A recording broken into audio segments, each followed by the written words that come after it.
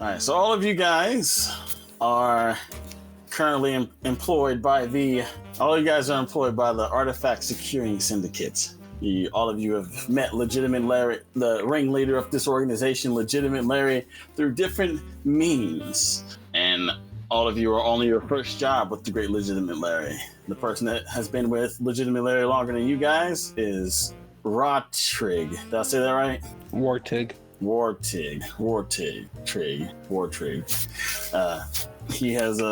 was found in a pit and doing some murdering, and Larry found that very useful for odd reasons. Anyway, currently all of you guys are in the back of a carriage, not being driven by Legitimate Larry. You're there among other people who are traveling to the city of Silvery Moon, and you guys have been here for a while. You're seeing a lot of people hop on and off this carriage as it's a long trip, and you guys know that Silvery Moon is the final stop of the carriage. Legitimate Larry sits there impatiently tapping his leg, and other people just seem to be like random farmers, little families, just a very civilian way of traveling. Definitely not the type of transportation you expected from a man of Legitimate Larry's reputation, or at least the reputation he told you guys he had. As we look around the carriage, what do your characters look like? All right. So, Roseros Athronus is my character. He's a very handsome and confident-looking golden male Eladrin with straight, fine, long blonde hair, yellow eyes with no pupils at all, and golden skin. His silky yellow tinted linens drape over his studded leather armor. There's like a small pocket watch attached to a short golden chain hanging from one of the buttons on his linens. There's a black string necklace that he has around his neck with a technicolored orb attached to the end of it. You see 2 yellow hand axes attached at his waist, and as he lifts his legs and props them up on the carriage in a relaxed position, you notice that there's a dagger strapped to each one of his ankles on the outside of his yellow tights. He has a sack draped over his shoulders and a small component pouch that looks to be filled to the brim with rose petals, and he's wearing shiny black leather boots. Very nice. Let's just go down the thing. Red, are you ready, or should I skip you for now? Skip. All right, Wartrig. Sorry, I keep messing it up. Wartrig. You're fine. Wartrig. Well, you see a very, very stout, muscular mountain dwarf with a big frenzy of poofy red beard and tangled red mess of a hair. From what mouth you can see 2 teeth sticking out from the bottom, and him just kind of like pouting over there, looking very messy and dirty. His armor that you see is noticeably blood-soaked and dirt-covered, and has giant metal spikes all over his armor. But he's also holding a giant battle axe that's very rusty looking, and just all together very dirty and looks like poor hygiene. Very nice. Great image. Dublin. Dablin. All right. You see this greasy, scrawny lad, like a teenager. He is he can't be much older than 18. Like, he is very young looking. He has dirty brown greasy locks that like cover his head like a mop, and he's wearing just like very basic clothing, but it's like all layered up weirdly, and like he has his leather armor, of course. And I think like the 2 fanciest things he owns that are on his person is like this one very nice like gem encrusted rapier that's strapped to his waist, and in his hands is this very nice silver flute that he's currently fiddling with, trying to tune. Very nice. Red, are we still waiting? No, okay, sorry. Okay, so I changed because I want to be Burb. Red is Red is, I should say, species-wise, they look sort of like a red-tailed cockatoo in a sense. She's sort of like this ashy black feathers with red and orange, kind of like speckled and striped across her chest, wings, and tail. She's wearing this flamboyant, ingrained red tuxedo tailcoat combo with golden buttons and a nice poofy, the neck cloth. I forgot what it's called. That's gold. She doesn't have any pants on, but it just kind of wraps around, so only that the legs are really showing. And wrapped around her legs are sort of kind of like bracers for what you would wear for your arms, except they're on her legs and feet. Okay. I like that. And then the camera pans over to legitimate Larry himself. He's an older human male, very older in the face. Like he hasn't been taking care of his skin. The type of skin you see on sailors most days. A long beard and wearing a vest. A black vest and a white shirt beneath it, trying his best to make it look neat and clean, but the shirt itself is a little bit too long for his body, and he has pants that looks like he's been wearing it for quite a while, and his hair is completely short and exposed with no hat.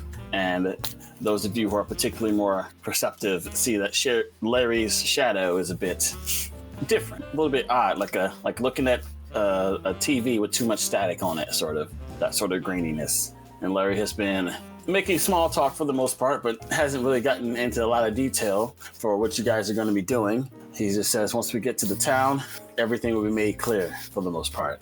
Do you guys want to RP some conversation, or should we move on to the next scene? Wartig is going to see Red over there, or who is fiddling with the flute, Dablin, right? Yep, Dablin. Wartig is going to see you fiddling with the flute and go, "Oh, hey, small one. Yeah? You got music. Yeah? Me too." And he takes out this giant, like, ancient-looking horn thing from his back, and he goes, I'd imagine it's like a war horn. And he goes, "Me make music too." Oh God! This spooks the horse, and then they start running faster. Oh, slow down, baby, slow down. You see Rosie just kind of stick his finger in his ear to kind of clear it out from the noise. Well, what brings you guys to this journey? To fight. Money. Larry, you never informed me there would be fighting involved. In a perfect world, you really wouldn't need a lot of fighting, but that's why I brought around Rocktrigg. He's me here to protect. Exactly. He came along to protect you, just in case things got a little dicey.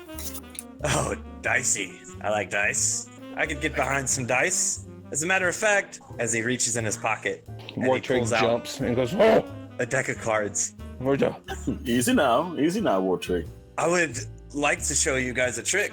The trick, and he like scratches his head. Yeah, I'm going to try to sneak a card into Rortrigg's pocket. So let me roll stealth. I can't actually roll my dice. What should I roll for?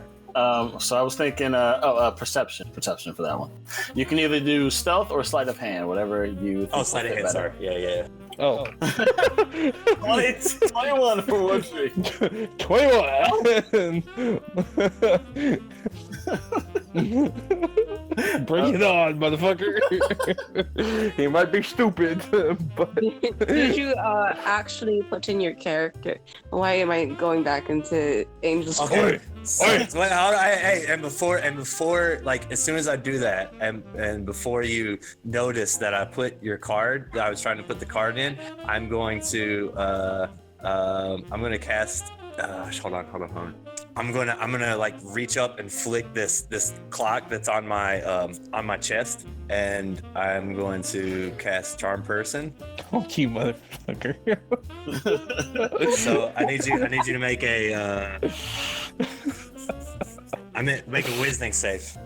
With that 21, you immediately notice his what card, are you doing? and then you feel this sort of strange arcane force come over you.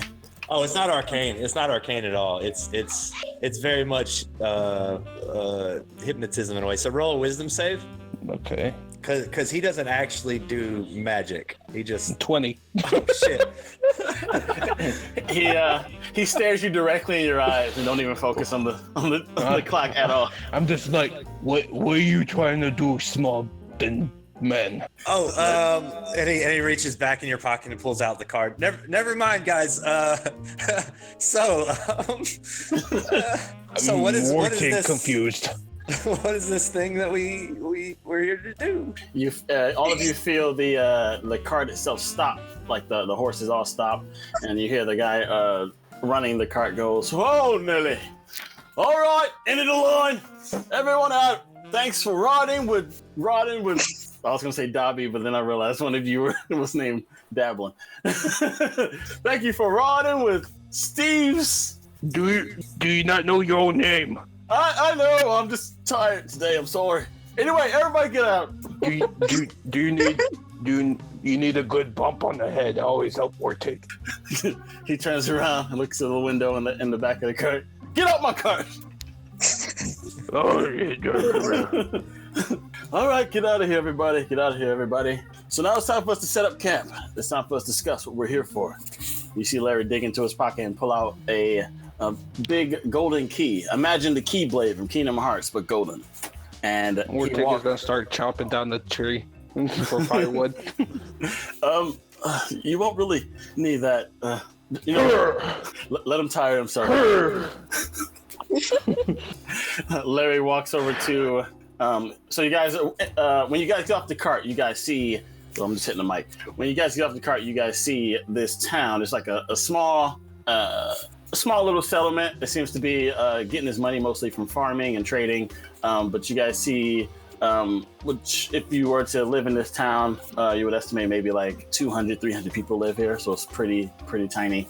And all the houses are made out of like simple stone carvings of homes and like hay roofs for these houses. And the doors are made of wood with like these metal, locks, like how normal locks are. And you see Larry walks over to one of the houses, sticks his key in. You see like this arcane energy travel around the door. He pulls it open, and then it looks like the inside of the area where you guys met him when you guys recruited, when you guys were recruited for this job. And he takes a map out of his pocket and he lays it across the table there, and he says, "All right, so this is what we're here for." Am I still out chopping a tree?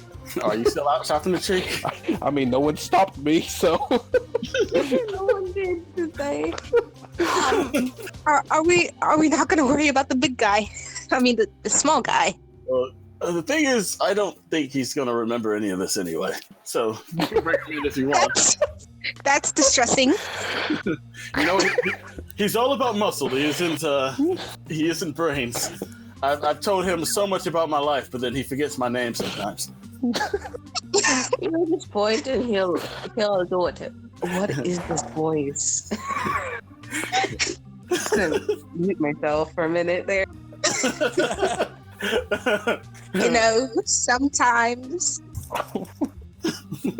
Sometimes you just need to workshop. This isn't ever perfect, but well, exactly. Larry lays. I forgot what I did for Red. Yeah, you lost it immediately, but it's fine. Orchid voice, super easy to remember. It is. It's pretty good. Well, yeah, you have all of 2 brain cells to remember it. Thank you. Compliment.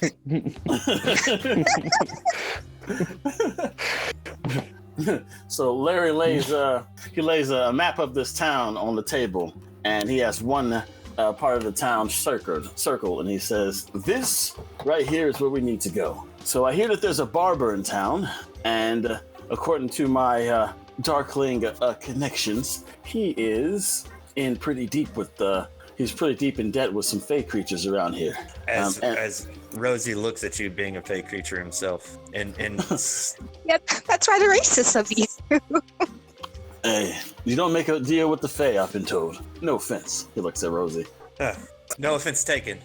But the fact is that every time someone goes to this barbershop, they go missing, and then they come back. Very strange. But this only happens at night.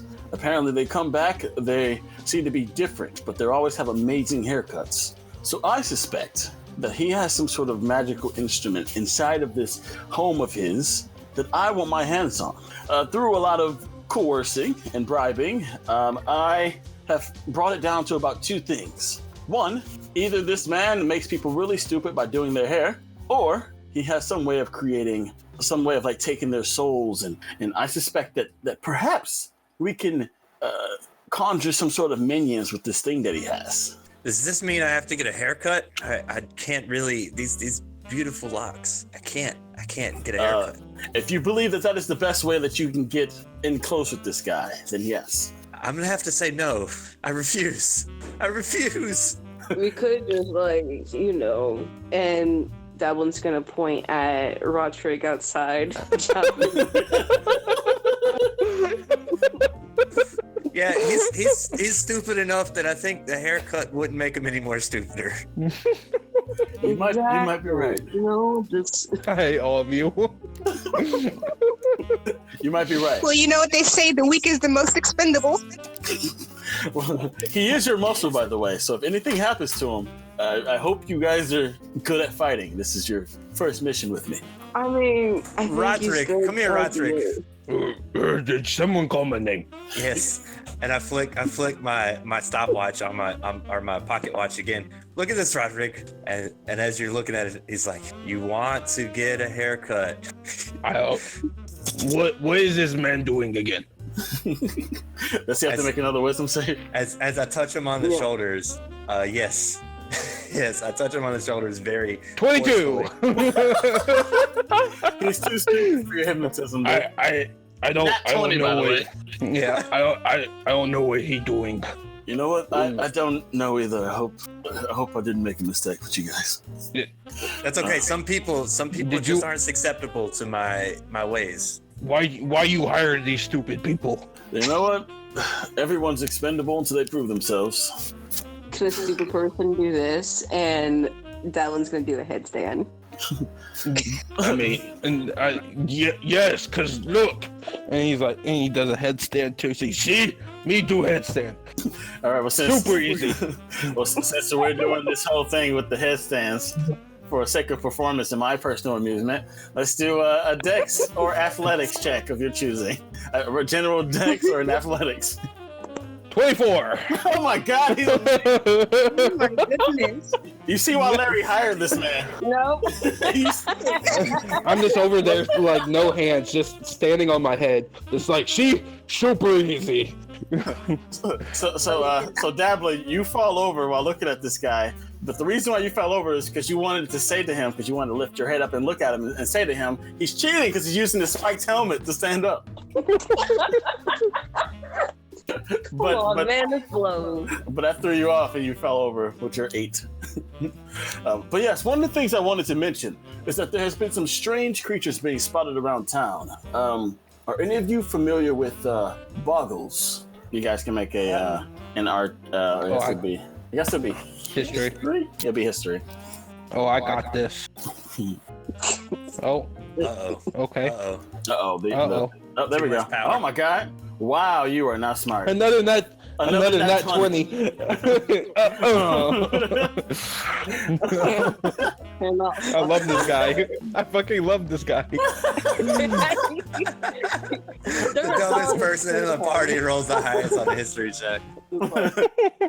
Yeah, you've been so Roderick, you've been with Larry during a lot of his business dealings, and you know he has a lot of Fae friends, and you've met a few boggles in your day. And boggles are small Fae creatures, usually minions of bigger, more powerful Fae creatures. And they small people. And they're usually used for reconnaissance and for like spying and stuff. And they're also used for setting traps for whatever they want to catch. They're like flies, super annoying and can't catch them easy. Exactly, and those things won't show up unless there's a reason. So I suspect that there's some sort of fey creature somewhere inside of this barbershop here. So if whatever you guys think would be the best course of action, I would recommend that you do it. He points at the map to you guys, and he says,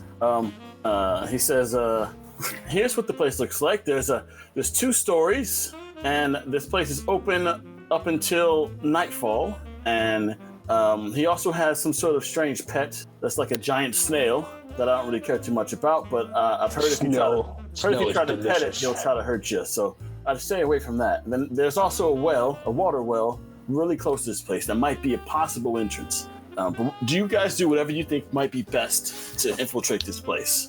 I hear that there's some sort of artifact. That's all I really need. Yes. How long do you think it would take to infiltrate this place through the well?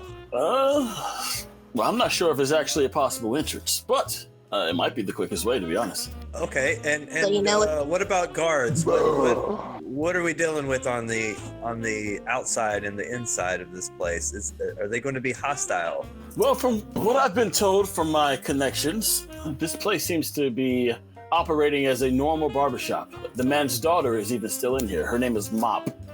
She's still in this place, so I think they're still operating as a barbershop. But if it were to be some sort of fey stronghold, like I suspect that there's going to be boggles all over the place, watching, planning. I got this. We go through front door. Guys. Well, okay. We have to think, Roderick. I know that's a hard thing for you to do. What's this think? But we have to come up with a plan. Plan? Yes, this thing where you don't just run in and kill things. I look at Larry and I'd be like, is he serious? Roderick, no, I've got the perfect idea. How about this? You and Red go through the well, and you can kill everything that you want through the well. In the meantime, me and Dablin can go in through the front door and maybe cause some sort of distraction. How old is the daughter? Are we next to the place? You guys can view it from the window, but you guys are like down the street. I've already forgot the entire plan. Listen, I just believe that the most efficient way to take care of an issue is to just burn it down. So the first thing we got to do is burn down the shop. Problem solved. I mean, that's the way. You guys can do whatever you want to do. I like small person idea. So do we suspect that this item is not in the barbershop, but probably under the barbershop? That is a possibility. Listen as well. If it's magic, then you can't really destroy it anyways. So everything else will be, ashes to ashes, and you'll have the main thing sitting right there. It's the perfect plan.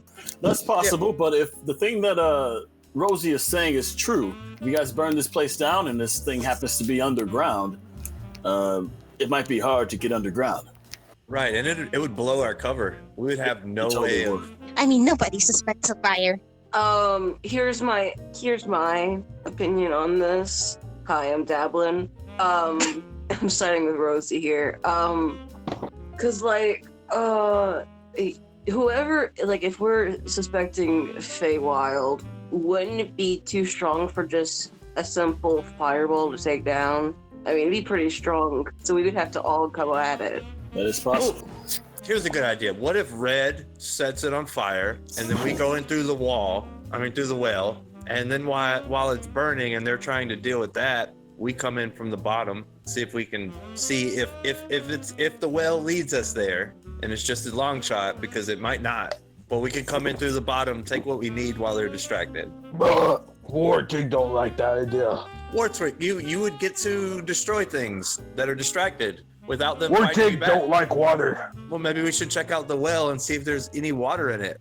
If it's a secret entrance, there wouldn't be water in it. I mean, it doesn't make sense. It's like Secret Entrance 101. I suspect it's still kind of muddy from the water that used to be in it, and I don't really want to get dirty right now. I haven't thought of that. Maybe it is a front. Yes, my connection, he has gone inside of the barbershop himself to look around. He got a little haircut, and luckily he did to get his brain drained, but he didn't see anything outside of a regular barbershop. He went during the day hours, the regular business hours. I've also heard reports that this place seems to be open basically 24 hours a day. As the sun goes down, he would close for like an hour, and then he'll open right back up. So, we should go in the barbershop and look around while Rodrigue sits outside and guards the door to make sure nobody sneaks in on us in case something goes wrong. Because no offense, Rodrigue, but we wouldn't want you in there trying to damage things while we're looking. Red, when you looked outside to get a good view of the barbershop, you saw a man standing outside the barbershop holding the open sign instead of it hanging. And he just stands at the door smiling, holding the sign. What the fuck? Wait, what? Can you repeat that for me? I said I'm having a little bit. when you looked outside to get a good view of the barbershop, one, all of you know that this is a dwarven town. Secondly, you notice that there's a man outside holding the open sign and smiling and dancing instead of the open sign being hung up. I'll go talk to people. I got They this. dorks like me. I got this. Red, did you tell us about what you saw? Or did we saw it too, or just Red? I mean, you can look outside and you'll see it too. So it's fine. Okay. I have Also, an idea. Red does say, "Hey, there's a man out there you can burn." Listen, come on. Just follow my lead, and I think everything will be okay. Wartig, most hours with Larry. Wartig should lead charge. Well, if you are going in there to get a haircut, I will show you what the options are. He gives you basically the list of haircuts he can do: pigtails, buns or bob, braids, ponytail, shaved, pixie haircut, Wartig wants ponytails. mohawk, cornrows, long and wavy, dreadlocks, crew cut, emo haircut. Rodrigue, let's go get you a haircut. Everybody, Okay. let's go. As Rosie kind of grabs Rodrigue by the hand and starts walking towards. Why you hold my hand? Wait, can I make my hair? Oh, Just follow me. I won't hold your hand anymore. I just needed to get your attention. Like he's giving you a death stare. Why you touch me? He actually doesn't like to be touched that much. I'm gonna tap him on the shoulders. I and I'm pull gonna out say- my battle axe. I'm gonna say. whoa! Wartig. I'm gonna say. Listen, big guy. You no longer have a problem with people touching you, and I'm gonna roll persuasion. What do I have to roll for? I guess technically inside. So check. So in. Yeah, because it doesn't sound like a spell. It sounds like he's just using his ability. Oh, 5. Yeah. Okay. 22, 22. baby. Oh, You no longer have an issue with people touching you for now. I use my charismatic powers on you, motherfucker. maybe you okay. Only you though. It'll be okay. I was just gonna say, so you guys are going to the barbershop? Yeah, I mean, so we approached the barbershop. That's not a problem. And the guy standing out front, you said he's like a half orc? Yeah. So he's a dwarven man. He's like doing like the dancing with the sign, like we're open, like how Pizza Hut used to do with the. Hey, dwarf. Wait, hold on. Before we this- officially do that, let me describe the scene. So you guys approach this barbershop. It's a stone hut with a wooden door and a glass lock, a metal lock like most other houses, and it has like a straw and hay top. You guys, as you guys get closer to the door, you see a stone well, and then to your left, you see a fence with a large-sized creature. It is a flail snail. I want all of you to make a nature or arcana. No, make an arcana check. Sorry, an arcana check on the flail snail. 17. 7. 16. I rolled an 11, but got in a 7. All right, so Rosie and Doblin, you both know the thing to be a flail snail, and you know from your studies and from the people that you've met in your past before you joined AS, that this thing is worth 10,000 gold, and it is just a random pet that is in front of a barbershop. As you guys look at, like, if any of you look at the inside of the, if any of you guys look inside the thing that the little enclosure that the snail is in, you see that it's like dyeing the color of the grass. And then you guys, in front of the actual building, you guys see the guy dancing with the sign, and then the front door is closed. and you know it's a All right. two-story building. It catches Rosie's attention. You see him kind of think for a second, and then he looks back at the rest of the party. Okay, Rodrig, you ready to get that haircut? Hey, hang on. I start speaking Dwarvish to the guy holding the sign. Hey, you dwarf! Hey, what's going on, man? Welcome to the Silver Moon Barbershop. I have my good friend inside. He's gonna get me a beautiful haircut. Shut up! You talk too much. Why are you doing pussy dance things made for elves?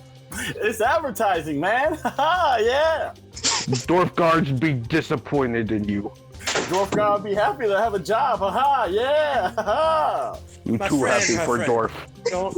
Dwarf gods don't pay the bills. Don't even mind this guy. He really wants a haircut. And what kind of haircuts? What kind of haircuts do they have in here? What is it? Is it good people's? I Seems want like you know a bit. ponytails. Oh, he specializes in ponytails. My good friend Droog. Come on in if you want a haircut from Droog. Yeah. Yeah. Do you mind bringing us in and showing us around? Oh, absolutely. It's not a very big place, but I'll open up the door for you. He opens up the door. Hey, Droog, we got a couple customers here for you. Yeah, he's still dancing. Please. Hey, excuse me, Mr. Tiny Man. Yeah. Call me Dougal. I am Dougal. Okay, Dougal. What's going on? Can I see that sign real quick? Oh, absolutely. You want to dance too? He hands it to you. Uh-oh. And as he hands the sign over, I'm gonna grab his hand and I'm gonna put it in his face and I'm gonna tell him to sleep and I'm gonna cast sleep. Wait.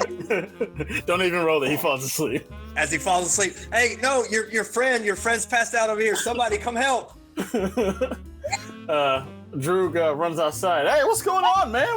What are you guys doing? Oh, dang it, Dougal. I'm gonna look at Doblin and Red, and I'm gonna cast in my head. I'm gonna cast message and tell them, like, kind of look at them and gesture towards them to start looking around while I've got them distracted. Well, first, Doblin's gonna sneak inside without anyone seeing him. Roll stealth with advantage. What were you gonna say, Red? Red was just gonna go ahead and be like, "Don't worry, I was trying to take this man and fix his sign for him because it's obviously broken. It doesn't have me on it."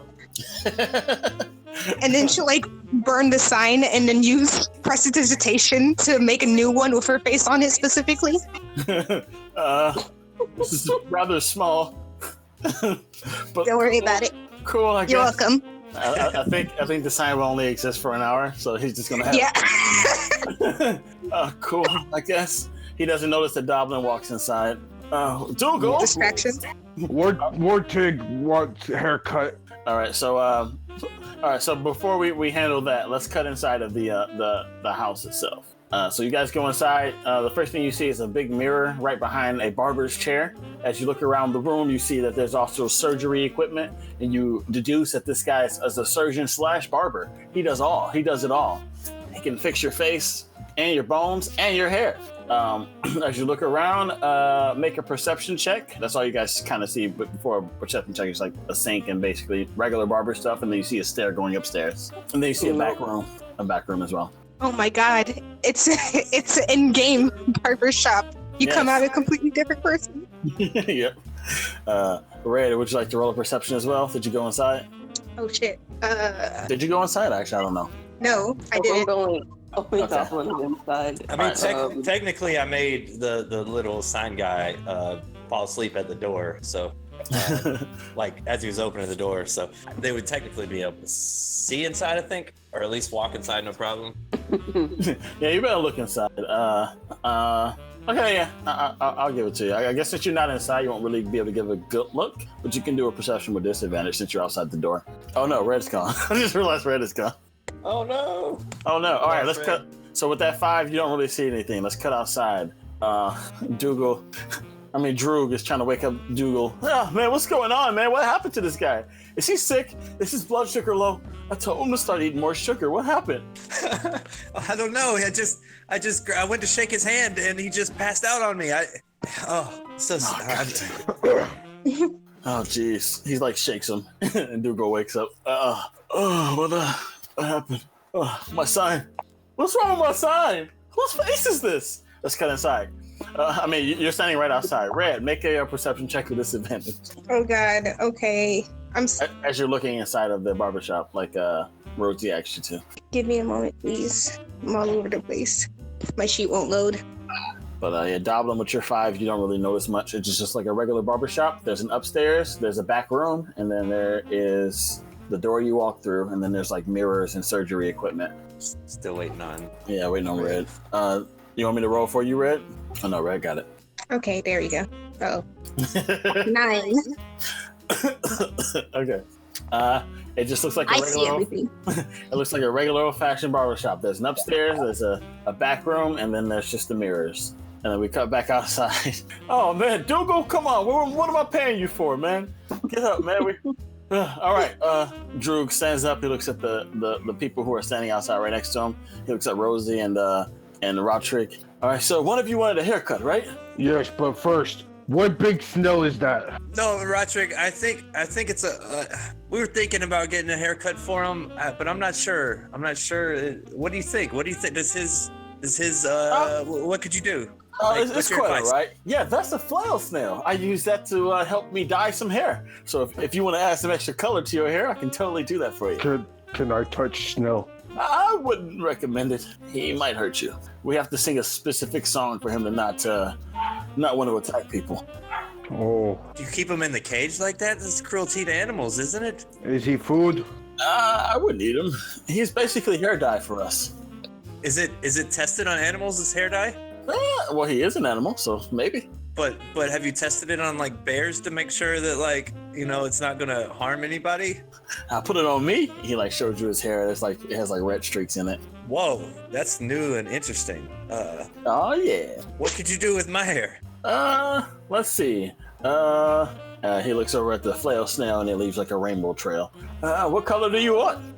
I have to think about it. Maybe while you're not cutting Roderick's hair, I have to think about it. All right. Well, Roderick, you said you want a ponytail, right? Pigtails. Pigtails. Okay. Well, all right. Well, let's do this. Come on. He walks inside. He sees Doblin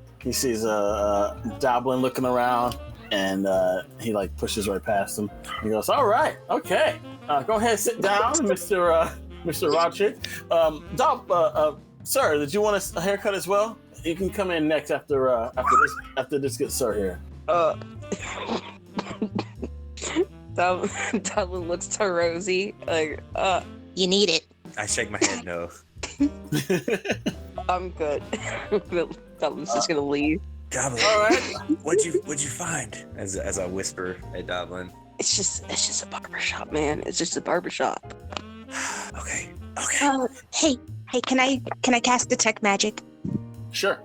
Yes. You do that, and Droog's entire body glows as he puts the little barbershop cape thing around Roderick's body, and then instantly you hear a door open, and Roderick flies down the stairs. He goes down 2 stories, and you hear him screaming and get further away. And then Droog, he turns his head, and all of the emotion in his face disappears. And he's like, "You shouldn't have come here." And he hops down and runs down the stairs. And then you see you see 6 boggles run upstairs with little daggers. I'll show you what boggles look like. Confusion. I told Roderick not to get that haircut. You see 6 boggles, these purple small creatures, run up the stairs, and they take out their little daggers. And They're then like minions with bad haircuts, for sure. They do, yep. But these have immaculate haircuts, and they're like, "Back up! Step out! Step out!" I step back. Get away! And they slowly back down the stairs as Drew runs down the stairs, and you see that there's a secret passage underneath the the barbershop chair. All right, I've got to get in my attacking position. Guys, we can't leave Roderick down there. It's. Well, I guess he's dead now. Can't do anything about it. We hard cut over to Roderick real quick. Okay. So Roderick, you fly down 2 flights of stairs, and after you reach the end of the stairs, you keep going and you smash your face up against the wall, and you fly out of the chair. you get up, you're like rubbing your head, and you see Stupid chair. You see a bunch of like severed heads and haircuts all over the place, and They got nice haircuts. and you see. Hold on, let me get a description for you real quick. By the way, I can do a grapple attack that does like, hang on, what was it? Guys, our bad rolls are killing us today. Yes, it seems like Roderick is like the luckiest person in here. The plan would have worked if somebody would have rolled high on perception. Damn it. Yeah, totally. All right, so as you stand up, you're like standing in the middle of the room, Roderick. You look around. One part of the room has water squirting out of one part of the room has a metal hatch attached to the wall and a drain right beneath it. You see a terrified looking man getting a haircut from a boggle sitting right next to the stairs. You see a bunch of severed teeth in the far end on the left side of the stairs, and then you see a bunch of wigs on the ground, and you see a stair leading down right behind you, and then you see like what appears to be like a little sewer thing to your far left, and that's what you see right now. And then, what looks like to go back to friends. the stairs that you flew down. Also, there are like 12 boggles just staring at you. I would like to rage. Roll! All right, it sounds like we're going into combat, which y'all like to. As I hear Roderick rage, I look at the group and immediately start running towards that direction down the stairs. Okay, is everybody joining them? Yeah. So I'm gonna roll initiative now. Yeah, everybody roll initiative. 24. 4. Jesus fucking Christ, Roderick. He's God, so why couldn't freaking you roll? lucky. Yes, I love this character. Should have rolled perception. He's so lucky. This is my third nat 20. I love this character. I know. All right, You got the angel luck. I know, right? All right, let me write all this down.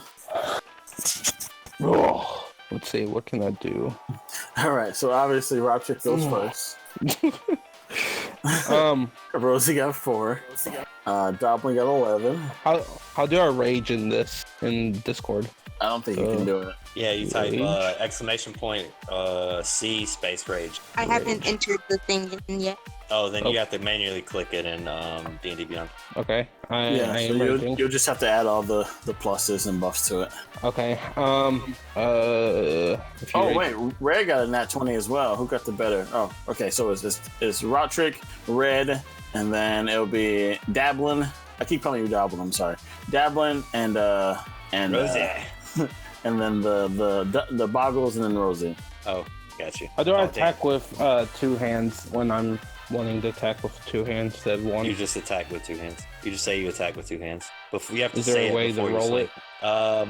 You just add when you attack with 2 hands. It's a different. Yeah, I think you would type exclamation point attack. Weapon and in 2 space. hands. 2 hands. Okay. Well, I would like to rage first of all, and then I would like to attack the first one that is closest to me. All right. You rage and you run towards the closest one to you. That one is about 10 feet away from you, so you make it there with ease. All right, roll your attack. Let's see if it. No. There's a 13 hit. Let's find out. A 13 does not hit. They it barely misses, and they're like, ah! They like dive out of the way as you're like raging and screaming, running towards them. Hang on. Do they run away from me? Do they move on? No, they're still Okay. within 5 feet of you. Okay. Yeah. Then I stand there and like foaming at the mouth. All right. Red, it is your turn. Oh boy. Wait, so are we surrounded by these little buggers? So you're running down the stairs. So you get to the stairs. They are about 10 feet away from you, from the part that you're standing at the stairs. And you just see Roderick foaming at the mouth as he's swinging at these things, and they're dodging. Well, I guess it's time to light him up. And she'll cast Scorching Ray. Oh God. I hope you Both? realize all of my spells are fire-based. Oh, this is gonna be fun. Let me look at the terrain. Yes. Oh wait, I didn't put in my spell slots. So would this hurt me? No. She can name it. Okay. I'll try not. Payback's a bitch. I'm just kidding. This is for all the times you wronged me. As soon as I add my spell slots to my. Do you have to do some coding, or can you just roll it? No, I'm trying to like physically add them to my. Oh, because you're in Dice Cloud. Yeah. Hold on. Give me a moment. I'm so sorry. Well, what does Okay, what does there the you spell go. do? Okay, there you go. I was gonna say we can Hold just on. roll. There. Okay, there we go. Typing is hard. It is. I know it's 3 rolls, so you could just. Is it scorching ray? It's 3 shots, right? Yeah. Avery just hates me today. Seems like it. There we go. Jesus. There we go. Okay, so that's well. I'm gonna have to roll 3 anyway. Okay. Yeah, you got to roll 3 anyway. So 14 hits with that 4. So Okay. so they dive out of the way of Roderick swinging at it. Ah! He does a Dark Souls roll, and as one of them stand up, as one stand up, he just gets blasted. Ah! And his hair sort of like catches on fire, and he like pats it out, but he's completely fine. Ah! Ah!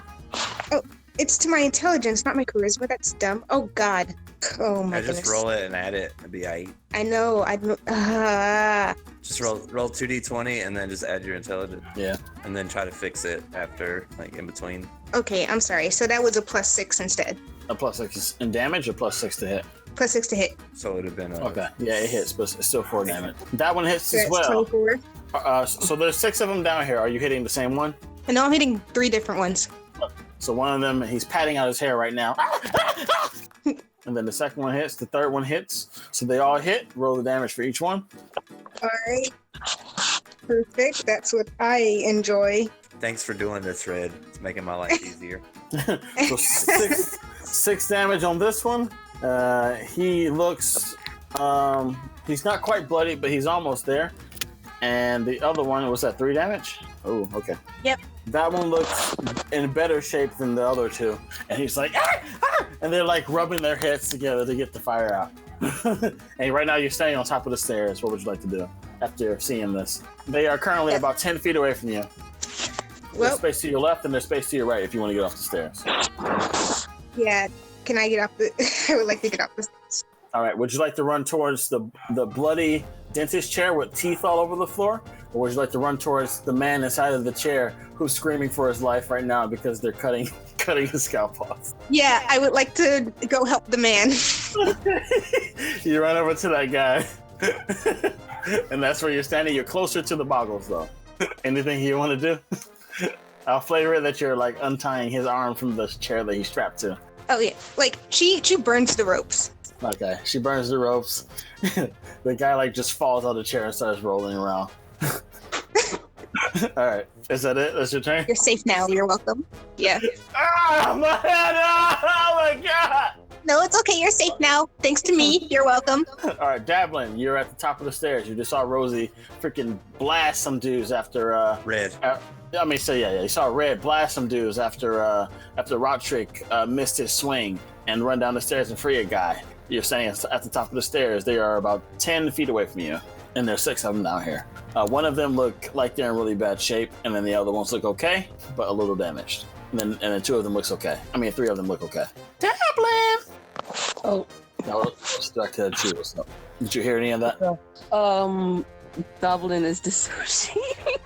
Just like, we're really doing this now, aren't we?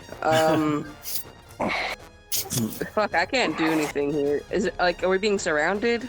No, you're at the top of the stairs, and you see some combat going down, but at the bottom of the stairs, about 10 feet away from you. Red ran down the stairs and started catching shit on fire. And I'm staying at the top of the stairs. And Roderick missed his swing. as you're standing at the top of the stairs, fucking. Did you want to take an action or no? I'm mostly useful when people actually get hurt. Has anyone gotten hurt? No one has gotten hurt. Yeah, so. All right, so you're just staring in awe. And Rosie's gonna yell at you, "Get the fuck out of the way!" So I can run down the stairs. Yeah, I'm gonna step to the side and let Rosie do his thing. But before that happens, the Boggles, they split into groups of 3 and they attack the 2 people that's down there. So they take their little baby daggers and they run over there to go attack. How many groups of 3? There's 2 groups of 3. So they split up. One runs towards Red, the other one runs towards Roderick, and they all take their daggers and try to stab simultaneously. I will roll for them. Roderick first. I do have spike armor on. I'm just so. What does that mean? They take damage when they get into your range? No, if they hit my spikes, or if I grapple them, they take. If I grapple them, they take 3 piercing damage. But I can make a bonus attack with my spike armor. That'll do 1d6 piercing damage. You missed out on the opportunity on your turn. Okay, so does a 19 hit you for one of them? Yeah, 19 hits. And then I'm rolling for the last 2. I'm raging, by the way, too. So it's halved. That's good. All right, I'm rolling for the next 2. There's a 17 hit you. Oh no, sorry, not 17. 21, and then a 16. Yeah, 16. Meets it, beats it. All right, so 16 hits you and 17 hits you. 21 hits you. All right, so I'm gonna roll the damage for all these boys. And just half it. Yes, and half it. Well, oh, thank God, that would have killed me. Oh wait, I did that wrong. Welcome to my life. Oh, I'm looking at the wrong number. Oh wait, how do I know again? Oh, it's an R. All right, I'm missing the R. Wait, what am I doing? I see what I did. Okay. Flustered. No, how do I do this? I don't remember anymore. What is it again? You just had it. 3d4? Yes, 3d4. Is it exclamation point R space art 3d4? No, you just did it. You rolled an 11. Oh, yeah. My thing doesn't scroll anymore. I'm sorry. All right, That's all right. You take 11 points of damage as 3 of these boys stab you, and then the other one goes for it on the raid. How much damage? Oh, sorry, not 11. 11 halves, rounded up. That is 5. You take 5 points of piercing damage. Oh. And then the red, you take. Oh wait, did I do it wrong again? Wait, did it hit? Let me roll to hit. Sorry. All right. So 7 to hit. So they. One of them missed. Let me roll the other ones. Oop. 14 and 22. Does that hit you, Red? The 14 and both do hit. All right. So let's roll that damage. Oh wait, did I do it again? I did it wrong. That's why I use regular dice when I'm DMing. I wish I could use regular dice while I'm player, but I don't want anybody to think I'm fudging. Yeah, that makes so much better. You take 4. Oh, a max. You take 4. Take 4 piercing damage, Red. And that is the Doblin's turn. The Boggle's turn.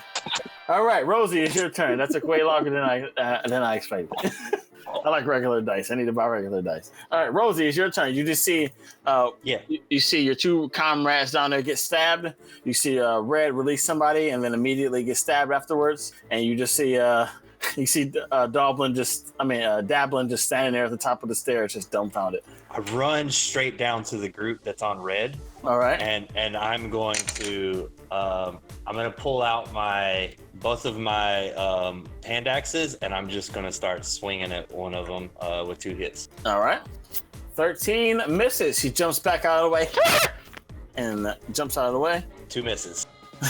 As I'm just like swinging my axes, trying to chop off their legs, and they just jumping right over. All right. And that's my turn. All right. What's your name again? Roderick, it's your turn. As you see Rosie run down there to try to support Red and miss horribly, and you got stabbed a couple times by 2 of them, and one of them missed. Okay. Roderick is still raging and is really pissed off, and he's just gonna scream really loud and attack with his battle axe, 2-hand, if he'll let me. I think battle axe 2-handed is what, a D12 in damage? D10. Yes. Oh, a D10 in damage. Okay, sweet. Oh, that fucking hits, my boy. And so roll a D10. Let's see. R1D10 plus. Hang on, But I'll let you take that 10 if you roll under. Hang on. 1D10 plus 5. Plus 5. I'm also going to be using. Hang on, where is it? Your bonus action to tackle with your What's your No, spike damage? I'm gonna be using Divine Fury. Oh, okay. So while you're raging, the first creature you hit on each of your turns with a weapon attack takes 1d6 plus necrotic or my radiant boy. damage. That's beautiful. Okay, do that. So I'm gonna roll this first. So that is 7 you take 7, and then what's your plus d6? plus 1d6. Ah! He tumbles across the floor, boom, boom, boom, boom, slams his back up against the wall, and he just fucking falls down, and he falls into hair. And then you see a goblin that was sweeping the whole time. He just starts sweeping the guy. I know that's what I'm doing. Is anybody able to see me swing my axe by any chance? Everybody who's down there. Well, actually, everybody can see you. Everyone sees you. Okay. When you see me hit this guy, you see my eyes go black, and you see a black stream come from my axe when I hit this thing. All right, sweet. There's only 2 goblins around you. 2 boggles around you. All right, anything And else I'm going on to your take turn? a bonus action and try to grapple one of them. All right, so you see him, and you grab one of them. Strength. He has a -1 on 11. strength. He's a -1 on strength. Let's see if he wins. Oh, I did that wrong. It's Yeah. it's Put his face after the R. exclamation mark S or C. No, then because strength. he doesn't have a sheet, so he's rolling. Just gotta roll. Oh, okay. There we go. 17. Oh, So he like squirms out of you, like you're holding on to him to try to grab him, and as you're grabbing him, you see he like breaks down his body into like random hair, and then he reforms back into a boggle. What? Ew. What the hell? And then anything else? I just want to be like, God, you're All right. Red, it's your turn. Okay, so how many are left? There are 5 left, and they look really, really scared. Are any of them in a line, perhaps? Yeah, if you were to position yourself a little bit, like you were to shimmy yourself like a little bit north of where you are, you can get a straight line. Immediately after being stabbed, Red goes, "Ow, bitch! Ah!" And she'll cast Azazer Scorcher. Okay, I like that. That's a deck save, right? Yes, but I don't, it actually takes it. It'd be great if it did. I don't know what's my malfunction. Okay, 18. Okay. But I know it takes half damage if I remember correctly, so. Oh. Oh, frick, crap. We'll just roll the damage for Agonized Scorcher. It doesn't look like it's giving it to you. Oh, there it goes, right there. Yeah. What's Okay, it? yeah, no, they just make a dexterity. Then make a dexterity save or take 3d8 fire damage. On the save, they take half as much, so do the 3d8. All these spots. Oh. Oh, okay. Okay. That's That'll be 7. 7 damage. You get into a straight line and you do Agonized Scorcher. You see these boggles. 2 of them fly. You see 4 of them fly into the wall. Oh, sorry.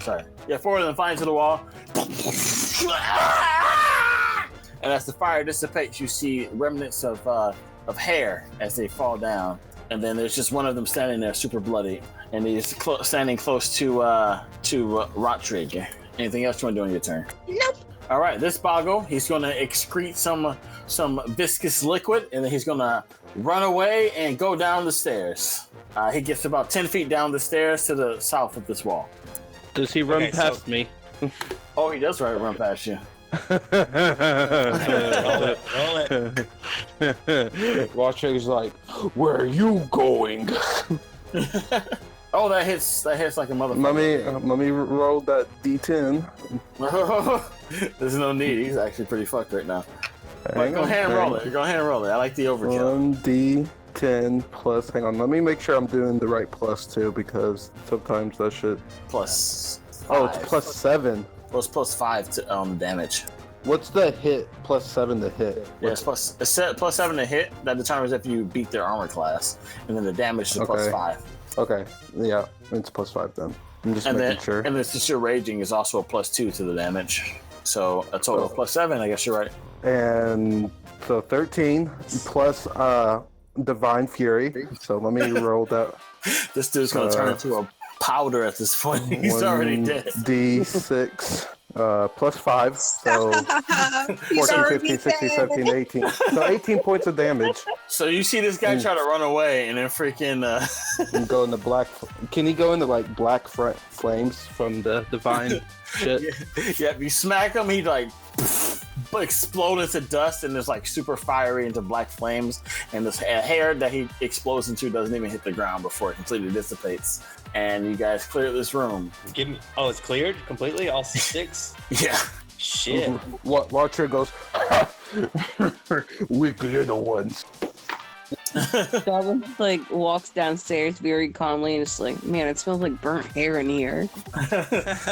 As you guys look around this room, you see a bloody dentist chair, a table filled with 4 wigs, a wall with 4 wigs mounted on the wall, a mirror, all this to the left, to the right, a mirror, and you see a door that leads, that looks like a regular old-fashioned door, and then you see a machine on the far south right of the room, and then directly south of you guys is a stair that leads downstairs. Directly north of you guys, when you get downstairs, is a metal hat latch that has a drain beneath it, and then to the far left, you see another drain. You know what I want to know? If we came out here and did all this in plain light, and he did this to us, and he keeps getting business, we should have read the reviews. I'm 0 star. I'm gonna start stomping back up the stairs and go towards the barber. The barber's gone, by the way. I'm gonna report this to the Better Business Bureau. Oh, the barber's gone? Yeah, the barber's gone. He ran downstairs. The Better Barbers Bureau. Oh, he ran down. Okay. Did I see him run downstairs? You would have. You definitely would have, because you were fine downstairs in the chair. I was like, I just take off downstairs.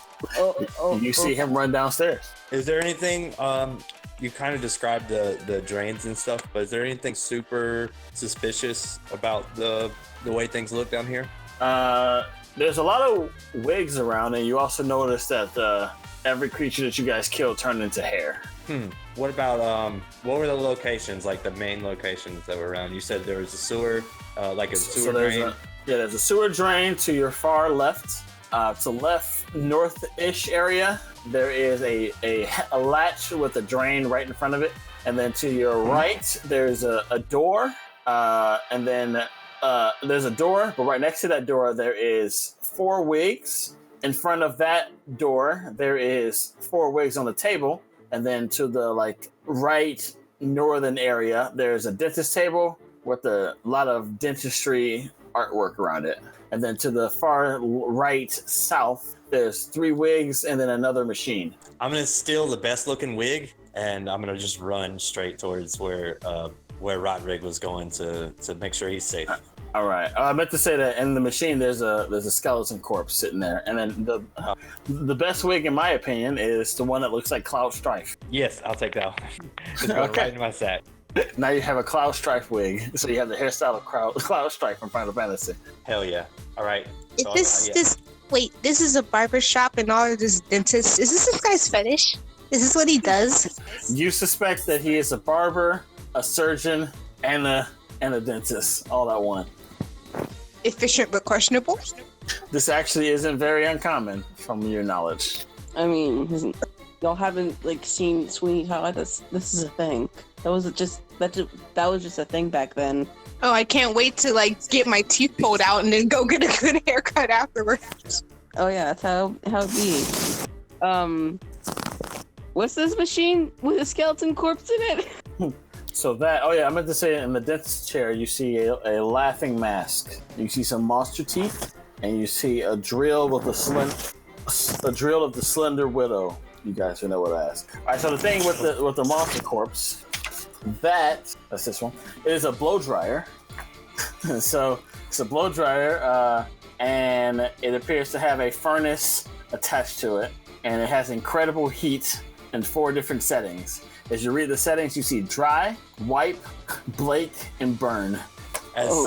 Bake and burn. As they're looking at this stuff, I've already started to head out, and I turn around at the door. Guys, don't fuck with any of this shit. You don't know what it does. Let's just make sure Roderick's okay and get what we came for. You hear down the stairs. Fine. I mean, if you want, go ahead and turn the knob. There's also a door that you haven't explored. I'm gonna go in the Ready door wants to go instead there. of- Wait. As you open the door. All right, we'll cut down to to Roderick in a minute, and you and Roderick in a minute. All right, you open. I up. like the fact it's like, we have to go rescue Roger. We have to make sure he's okay. Silence opens the door. No, it's a okay, fine, and then blatantly ignores you. All right, so you open this wooden door that separates the main room from the rest of the room. You see some lit candles that contains hundreds of hair dyes. You see lit candles, and you see that the room contains hundreds of hair dyes and rare exotic hairstyles made from the flail snail. You see a green one, a blue one, a purple one, and a bunch of other different colors. Let me see the rest of this.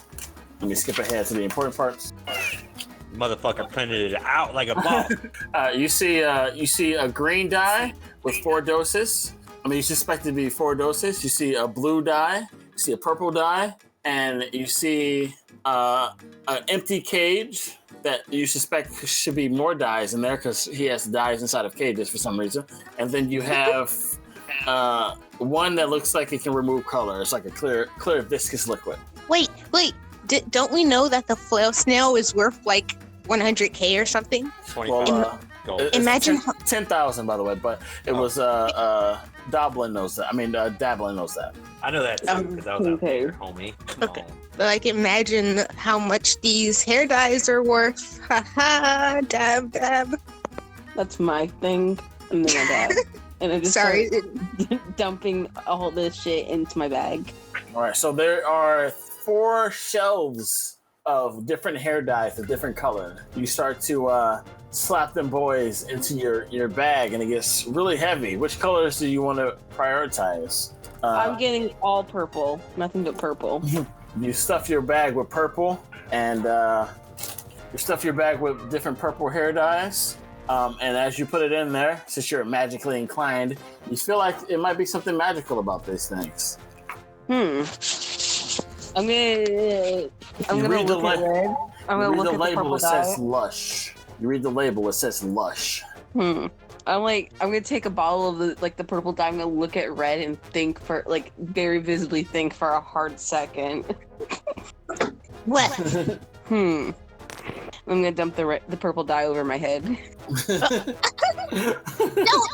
You dump the purple dye on your head, and your hair starts to turn purple, and you start to realize that your hair is dripping wet, and it won't stop. It just keeps dripping water and dripping water and dripping water nonstop. It drips about. Do you have particularly long hair, or would you say it's kind of short? It's like a mop. It's like a mop, so it's very long. Your hair just keeps dumping ridiculously. You suspect that it might dump about 30 gallons worth of water out of your head right now, so it's going to keep dumping and dumping and dumping. You should know the first thing about hair dyes. You only use them when you're alone in the mirror, going through your existential crisis. You're looking at Dablin, and it's just pouring water like a waterfall, just nonstop. I can fix it. Ignite. No, I walk away. I got an idea. Trust me. I'm gonna go back into the main room. I'm gonna go back to that corpse. I'm gonna put 2 wigs on that corpse. Okay. Actually, I'm gonna pull out my tinkerer's tools and I'm gonna fuck up this machine. All right. So before we flash back over to that, Red, you are in a room with green hair dye, blue hair dye. Dablin took all the red hair dye, and you see. I took all the purple hair dye. I'm sorry, the purple hair dye, and you see some empty containers and some clear viscous containers. Well, you see, the fun thing about my outfit is I have no bags. All right, so you just walk out. I'm gonna take a clear solvent. All right, you Just- take the clear solvent. You look at it, you think you can probably get about 4 doses out of it. Can I take 2 of them if I can fit? You take 2. Yeah. All right. Do you walk out or you stay in the room? I walk out and I'm just gonna wait. All right. I'm just when gonna you watch. You walk out. What do you see as hair is pouring out of the hair of Dablin? I'm sorry, water is pouring out of the hair of Dablin. I'm gonna use my Tinker's tools, and basically, I want this thing to catch everything on fire. It'll be a little bit difficult with the water, but what do you want to do? Like basically, I'm shoving a lot of wigs into this hair dryer, Okay. and I want it to like just be stuck on burn. Okay, yeah. So you stuff a bunch of wigs in there, and you just turn the fire on, and yeah. So the heat's going, and you start to smell burning hair, and you suspect in a Smoke little fills the bit. room. Yeah. Smoke starts to fill the room, and you suspect that there'll be a fire very soon. All right, now let's go. Let's go downstairs. All right, you go downstairs. Just running down, just one last tap to the stupid machine. Yeah. All right. So before you complete, before we completely have you join downstairs, you guys run downstairs. So we cut over to Rosie and Rocktrip. You guys sprinted downstairs. There's like a trail of hair as you're running downstairs. You follow the stairs down, and there are two paths, north and continuing straight. Which way I'm would you going like to to look at the ground and see which way do I see footprints. As you look down, you see a cat man beneath you, and there's like some sort of like a grate above it, like sort of like a chain area, and you see like a little cat man sitting there super sad, like he's a prisoner. Hey, you man, which way did other man roll? I help you if you tell me. Let me free, I'll tell you. How about you tell me, then I let you free. I don't know, man. Just let me out. I'm gonna intimidate him. Okay. As I come running down the stairs, Yeah, you can run down the stairs. like 24. Roderick, what are you doing? I'll go, tell me! You see him screaming at the ground. If you look down, you see a cat man sitting there. Let me roll for him. That was supposed to be a 20, not a 2.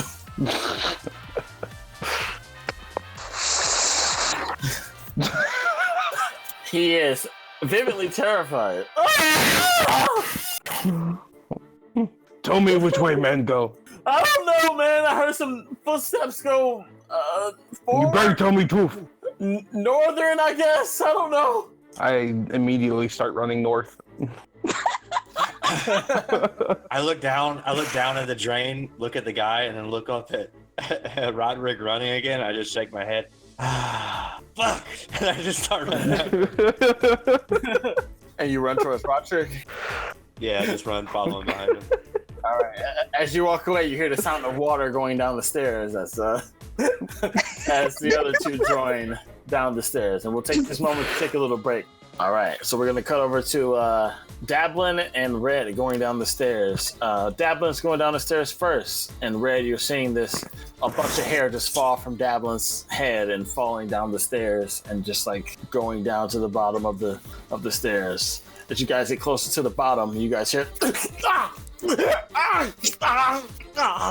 you're walking down the stairs, and there's a path that's going directly up. There's a path going directly in front of you, and the sound is coming from beneath you, where you guys are hearing. Wait, stop moving. As Dablin stops where Dablin is, the water falls directly down the grate, and you hear. Move.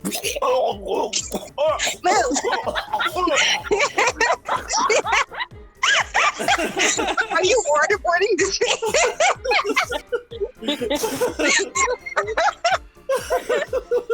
You go sit your Janasi, look at it. Oh goodness. You just hear that noise going on for a while as Dablin. Yeah, like Red. Yeah, Red will kind of gesture,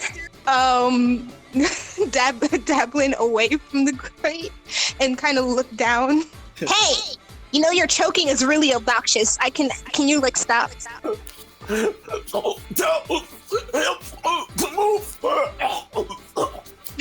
Is the grate openable? Yeah, you can rip it open. Okay, yeah, I would like to do that. You pop it open. His hole that he's in is mostly full with this water that's been falling directly on his face. Like he climbs Red up. sticks. Okay, good.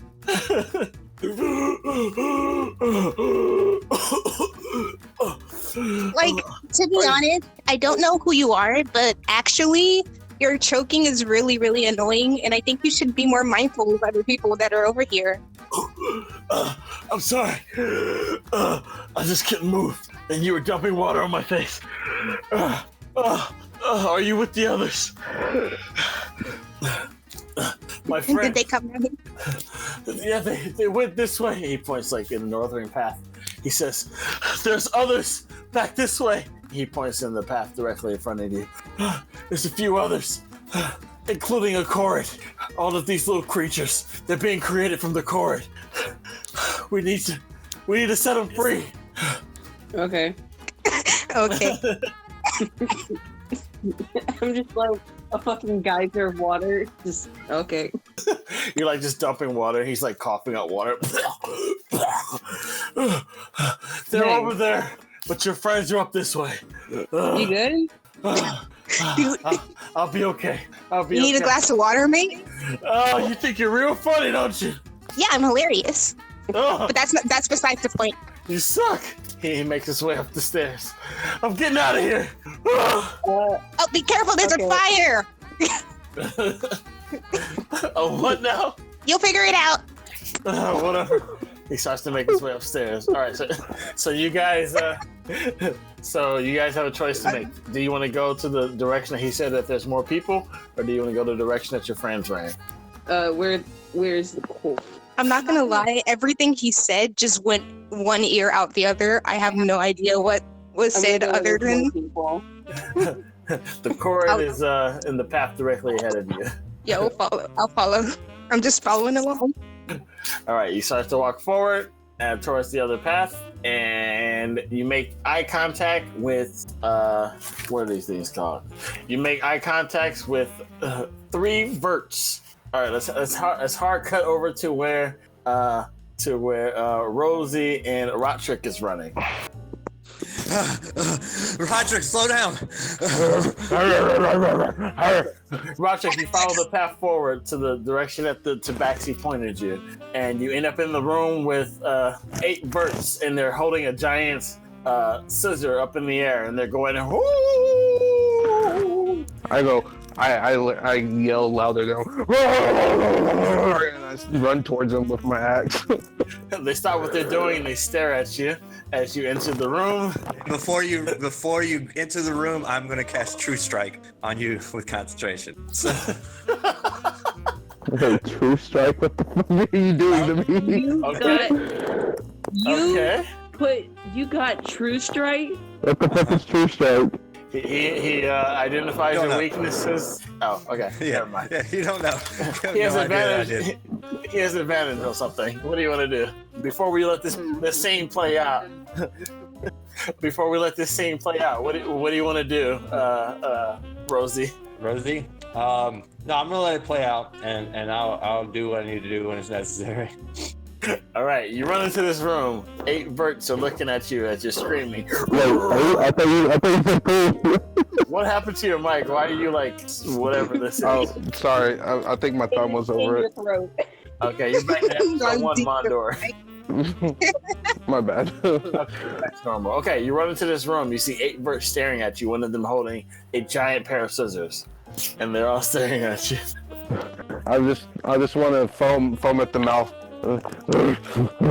Where's Barber? As you say that, they all look down, and you see a regular vert. You see the guy that you guys saw upstairs. You see him on the ground, tied up in hair, screaming. "Ah! Ah!" But he looks a little bit different somehow. "Ah! Ah! I'm walking over towards that guy. All right, the birds are getting into a defensive stance. I'm walking like you are not the problem, and I'm walking over to the barber. I run in right behind him. All right, you run in. This feels like an initiative, unless you have something else to say. I'm not attacking them. Like I'm non-hostile to these things. But they're hostile to you for sure. Yeah, they're Oh, hostile. they are. It's, okay. I'm like, oh, you gave me my way. You're back to super distorted. I don't know what you're doing. Hang on. Give me a second. I said, "Oh, you want to get in my way?" And I'm just gonna fucking yell at them. Back again. Is this better? Yeah, it's better. Okay. You say you want to swing at him? Yeah. Let me roll my initiative first. Oh god, 7. I guess you're rolling initiative too, Rosie. Oh, you did 19. Okay. What's these things look like? So they they look like little bald minions with beards. Okay. That's basically what they look like, but they're like purple. Oh, it's the picture you pointed earlier. Yeah, they look very similar to the other creatures, but they're a little bit buffer. Yeah. So you said there's 4 of them? There's 8 of them. Okay, hold on. So there's 8. Yeah. Do I know anything about these creatures? Like maybe how That one. how good of a constitution they would have, in the sense of like, do I know anything about them at all? Like, could I guess just from looking at them? Are they? They're pretty average. Like, you don't think that they have any particularly strong constitution, but you would know that they're pretty cowardice. So if you show a level of dominance, they might back off. Okay, so as soon as I walk in there, I am going to, since I get, did you already roll initiative for them? Yeah, they got in that one. So you're going first. I'm gonna look at one of them and I'm gonna say, "Don't you fucking touch Rodrig," and cast Vicious Mockery. Is that a wisdom save? It is a wisdom save, yeah. Actually, hold on.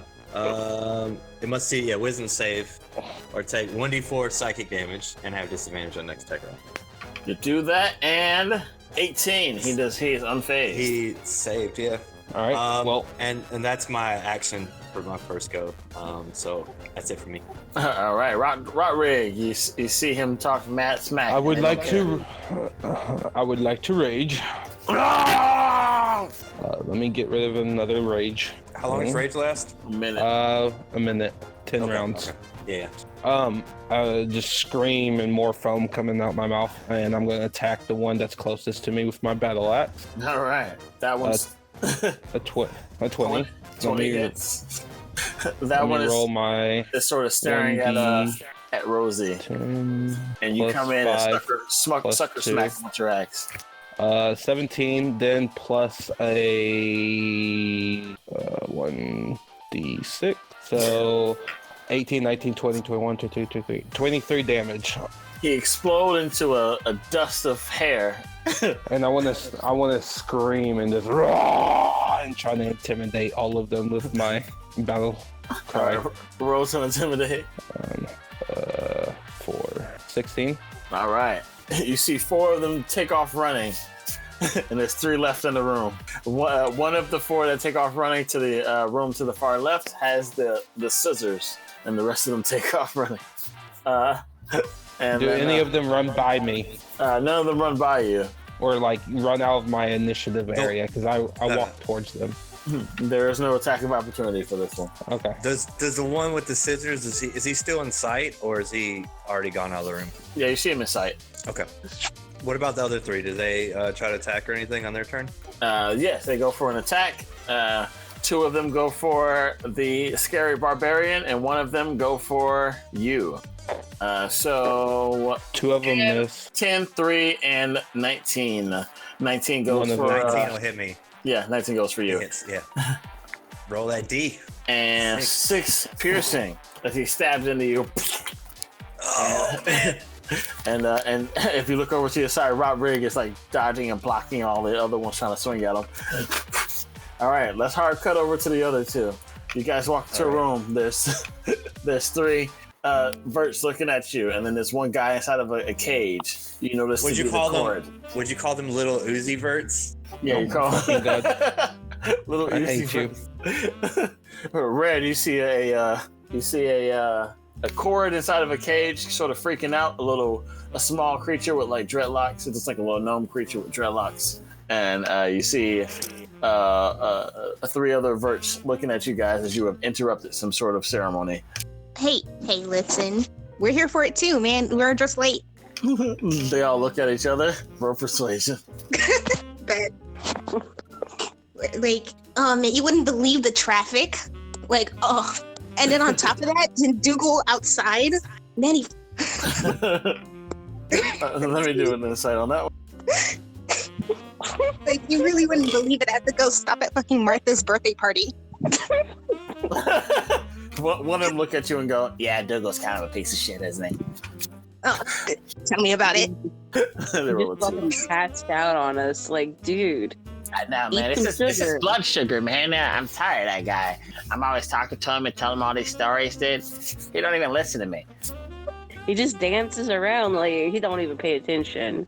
I don't know. Yeah, right. This guy sucks, man. He Anyway, and his stupid sign. stupid freaking sign. Anyway, this chord here, we were gonna make some more little of us, I guess, for the missus. Dude, sweet. So you came here just in time for that part. The chorus starts shaking the cage. Oh God, help me! Yeah, yeah. Oh, actually, I have I know it hasn't been all that long, but it's actually my birthday today, and I wanted to ask if can I do it? You want to cut his hair? Oh yeah, I want to do it to this guy. Oh, okay, sweet. So yeah, cool. So here's how this works. I know you guys are new, so I want to tell you everything about this. So you cut off his hair, and it becomes anything you need it to be. So if you cut it, and it can become a knife. But the missus has these special scissors that she cuts it with, and it makes them into little one of us. But right now we just want some little knives, and then we're gonna go take the hair over to some extra hair over to the missus, and we're gonna make some extra of us. But it is your birthday, so I'm gonna let you do the honors. You can't do the knife. This are the special scissors? The knife, like the... No, this is just a regular old-fashioned knife. Someone else has the scissors. He's supposed to be here by now, but he's not here. As he says that, you guys hear, "Roar!" Y'all recognize that to be Roderick's voice. Oh no, intruders! What's Intruders! Yeah, go! They're intruders, dude. I think you need to go check it out. There's intruders. Okay, give me back my knife. I gotta go over there. Hold on, wait. I'll give you here. This guy. Since we'll take care of this guy. You guys go take care of that. I'm gonna have him insight you because you guys did just show up. You guys can do a persuasion. Whoever it could be advantage. You guys can choose who does it. Okay, who you want to do it? Okay. I'm a fucking bard. Yeah, I got you. Okay, and I'm supposed to be the mentalist here. Jesus Christ. Oh damn, -2. That sucks. -2. Anything you roll. Anything you guys roll is better. They roll an unnatural 1 as you roll a freaking 18. You know what? You're right. You handle this guy. You guys are really weird looking. I kind of wish I would have became as tall as you guys. Anyway, let's go. Everybody, let's go. Wait, hold on. Here. Yeah. Wait. They stop. She'll like give him a pair of prestidigitation. Yes. All right, what are you giving him? It's literally the exact same thing, but it's just prestidigitated. All right, well, because they rolled a 1 on their on the inside of you, he's not even going to question it. He's just going to grab it, and then they go, "Oh, thanks!" And all three of them go running towards the direction that they heard the screaming. You guys are alone in the room with the cord. Oh God, help me! Oh jeez, no! Quiet, prisoner. Wait, do we just send a group of enemies to murder? We're not even gonna help them. I'm not saying anything. Like that us?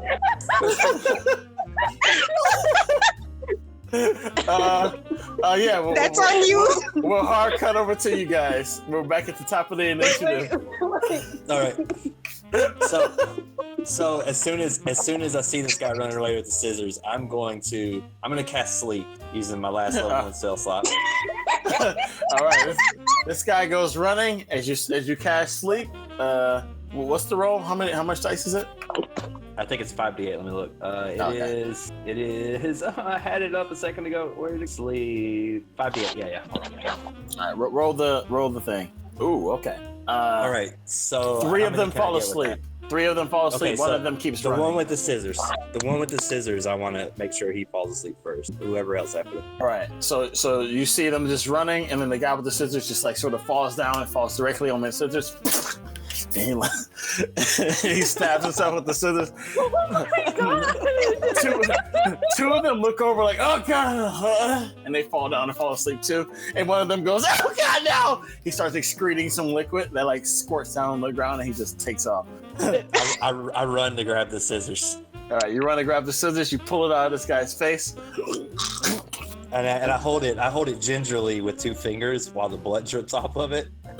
So these scissors are very large. Like they look like they're about as big as like a short sword. Like scissors that would cut a ribbon, a town ribbon or whatever. Yeah. Okay. Yeah, how big so they I are. still hold them gingerly with 2 fingers.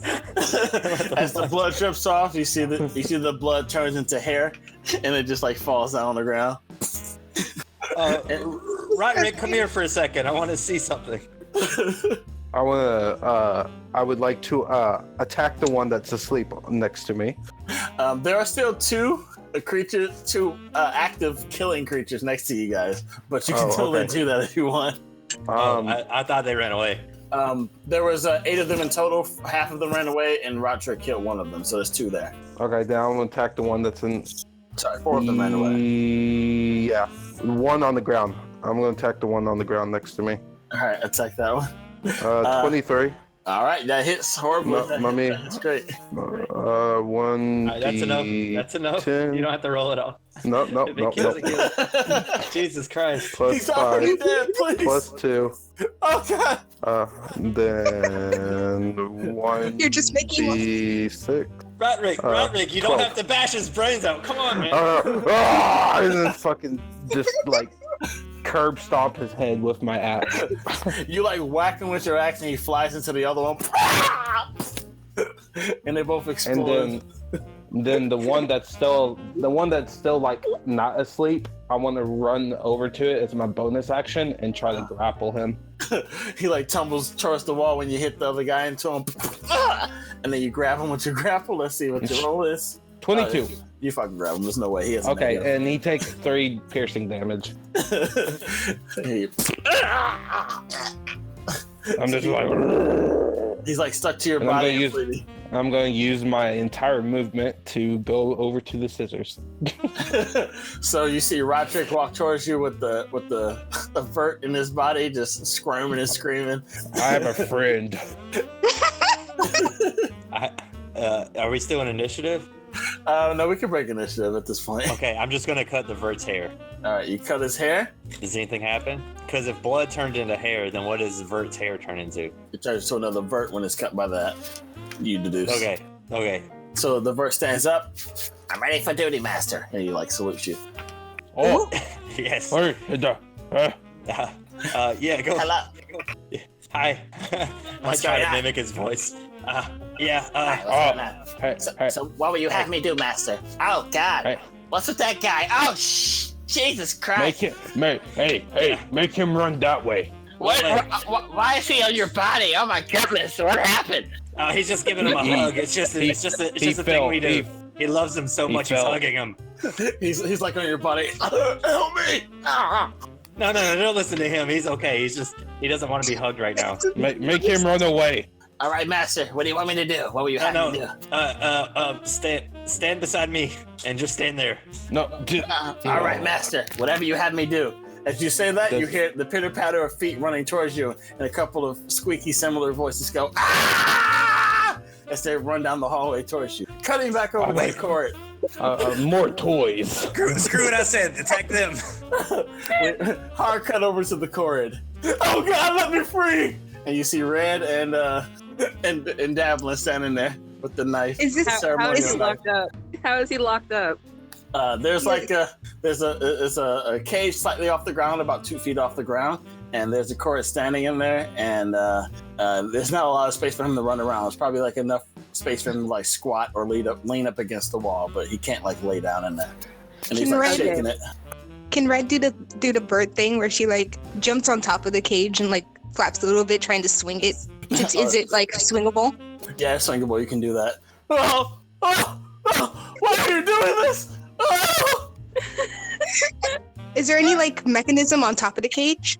You see like a bit of a latch at the top that you can fiddle with, but if you follow the latch, you see that it's attached to a machine that's on the ground that controls how high up the cage is.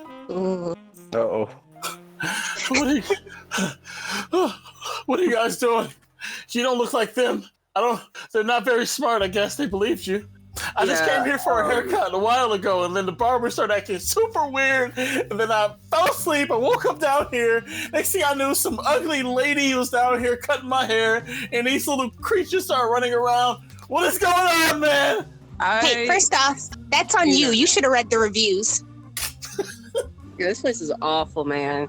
It's not usually like this. I used to get my hair cut here all the time. Droog is so good. And then I woke up down here. And all started after he got that freaking snail. He slams his hand on the cage as it's swinging side to side. Why are you shaking me? Is there Red any way to open this cage? Like a door? Yeah, there's like a little lock on it. And to the left of you, you see like a bunch of like a dresser. I'm a drawer, sorry, with like that you could probably look through. Maybe there's a key in there. Yeah, I'm gonna start digging in the drawer. You find a little key in there. Before Dablin tries to unlock him, can Red use the latch, like pull it up just a tiny bit? Like, oh, you gotta be quicker than that. Yeah, you can do that. That totally happens. What's going on, man? Moving it up and down. You think this is a game to you? Is this a game? Oh yeah, we play hide the gnome in the box all the time. Oh, I'm glad you're having your entertainment, but this place totally sucks and I want to be free. Off in the distance, you hear some screaming, "Oh God, it's fire!" Yeah, Devlin's just gonna like jump up and like grab the lock, like pull himself up onto the cage and like unlock this fucking thing. Alright, you pop it on lock. This is no issue at all. The current jumps out. I am done with this place, man. I'm so done. I'm not the only person here, though. There's a few other people here. They have been cutting the hair of all types of creatures and experimenting and doing all types of weird stuff. There's a hair dye over there, hair dye machine over there. That's some really weird stuff. I saw one guy make his hair come to life. They made my hair come to life, but then they undyed it. And your hair is full of water. You gotta stop touching this stuff. Oh, God, I'm tired of this place. He starts storming off and just basically saying stuff like that. Wait, there's fire! Okay. I'm sorry, go ahead. You try to say something? No, I was gonna say the same thing. Like, okay. Yeah, like, hey, don't. As he storms off, you hear a oof! Why'd you bump into me? There's fire! And then and then we hard cut back over to Red and sorry, not Red. We hard cut over to Roderick and Rosie. So back initiative. Yeah, back in initiative. You guys probably keep the same numbers. There's a couple of Okay.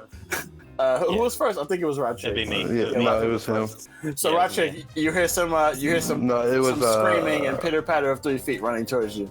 It was Rose. Oh, real quick. Pitter patter, yeah. Real quick. That's good. Just Red would like to dispel the prestidigitation. He's running over there, ah! And the sword just disappears out of his hand. Oh, gosh. Oh, what? All right, Rosie, you see his sword disappear out of his hand as 2 others running with the little dagger. Yeah, I'm going to look at fucking Roderick directly in the eyes, and I'm gonna say, "You know what to do. You got this. I believe in you." And give him a bardic inspiration, and then I'm gonna attack with my crossbow, and it's gonna miss horribly. With that nat 1. As I was still staring Roderick in the eyes, as I just point the arrow in that direction and shoot, and then I look back and realize that the arrow is sticking in the ceiling. Like I said, you got this. What about his little dude? Does his little dude go on his turn? Yeah, we'll let him go on your turn to start off another initiative. What will you have me do, Master? Attack, motherfucker! God! Attack! All right! Save us!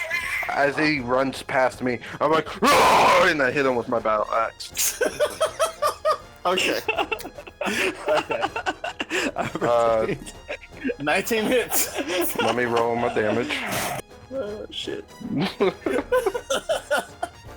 +5, +2, 12, then plus another d6. And at any point in time for the next 10 minutes. 18. Okay, 18. So he runs past you with no weapons in hand, ready to punch these guys to death, but you just whack him and he just explodes into hair. That was my Your reaction. Yep. And So is it my turn? It's your turn, I guess, unless you got something else you want to do. Is the guy I'm holding still alive? Yeah, he's just struggling around. Okay, I'm going to squeeze him before tighter, you- and he's gonna. Oh, go ahead. What would you like to do, Rosie? You still have a Go movement. ahead. You want to do a movement? I was gonna say before you roll anything, use that bardic inspiration. Okay. Uh, All right. Rodrigo, it's your turn. You have a little dude squeezed up against your body. You exploded his minion for some reason. I squeeze him tight and do 6 damage to him. All right. He explodes into hair, and you have Is a it- little toupee on your head of the exposed hair. It looks like if you were from, it looks like little black hair, little thick black hair. And I'm gonna use all my movement and use my bonus action to try to grapple another one. And I'm Wait, just use gonna that- scream. Wait, roll in d6 for your bardic inspiration on this one, just to make sure. Okay. I'm gonna run over to him and just trying to strength check, grapple him. Roll 1d6 first, and then roll a strength check. Okay. So All right, one the one you try to grab, he rolls a 2. d6. Hang on. Let me roll this first. 1d6. Yep. Then let me roll my strength check. Oh, that. 27. 27. Yeah, That is 27. So you grab him with And- no problem. He doesn't even put up a I fight. don't even know why I waste. Bardic inspiration on you. You just roll high all the time. So he takes 3 damage as I grapple him, and I look back at Rose. I'm like, I got another friend. You grabbed him. Now he's on your body. I just like stick him onto my chest. Ah! He takes. I'm like, you stay here. And then the one other one. Oh, you got anything else you want to do in your turn? I just want to look at him with fury in my eyes while his friend is stuck on my chest. While you have his friend on your chest, he goes in and try to hit you. Does 11 hit? Nope. He totally misses, and he's just like weakly trying to swing at you. And that's what happens. Out of game, heretic. I have an idea, so don't kill any of them. Okay. All right, we hard cut over to Red and Dablin. You're in this room. The court is storming away. You hear oof, and then like a minute later, you see the Dablin. You see the wet tabaxi, and you see the Dablin. Enough Dablin. The cord. A second dabbling? You see the cord and the wet tabaxi come running back as the tabaxi's on fire. Ah! There's a fire! Ah! He jumps down on the ground and starts rolling around. Ah! How are we supposed to get out of here? Ah! Oh! You're being so dramatic. I was on fire! You tried to drown me, and now you're trying to set me on fire! What is wrong with you? Aren't you supposed to be here to save me?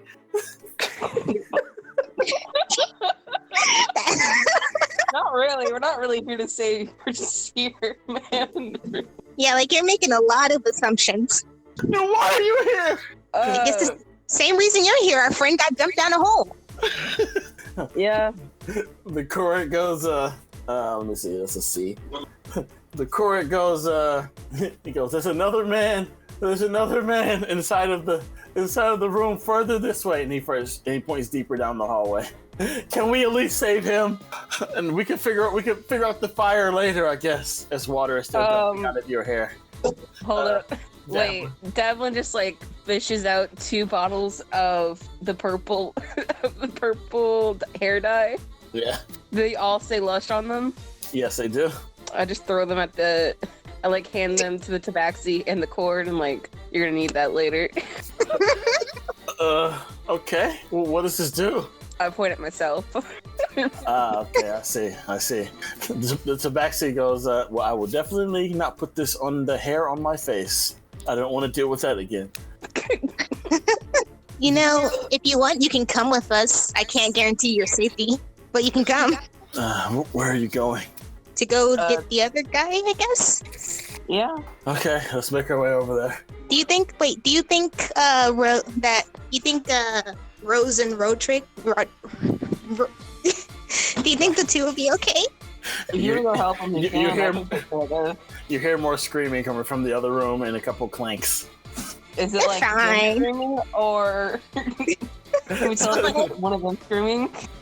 You hear more of a Vert screaming, and you hear a different level of Vert screaming. So it's kind of like a attacking screaming, followed by an "Oh my God, please stop this" screaming. So like a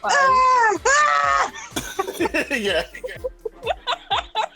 No, that's fine.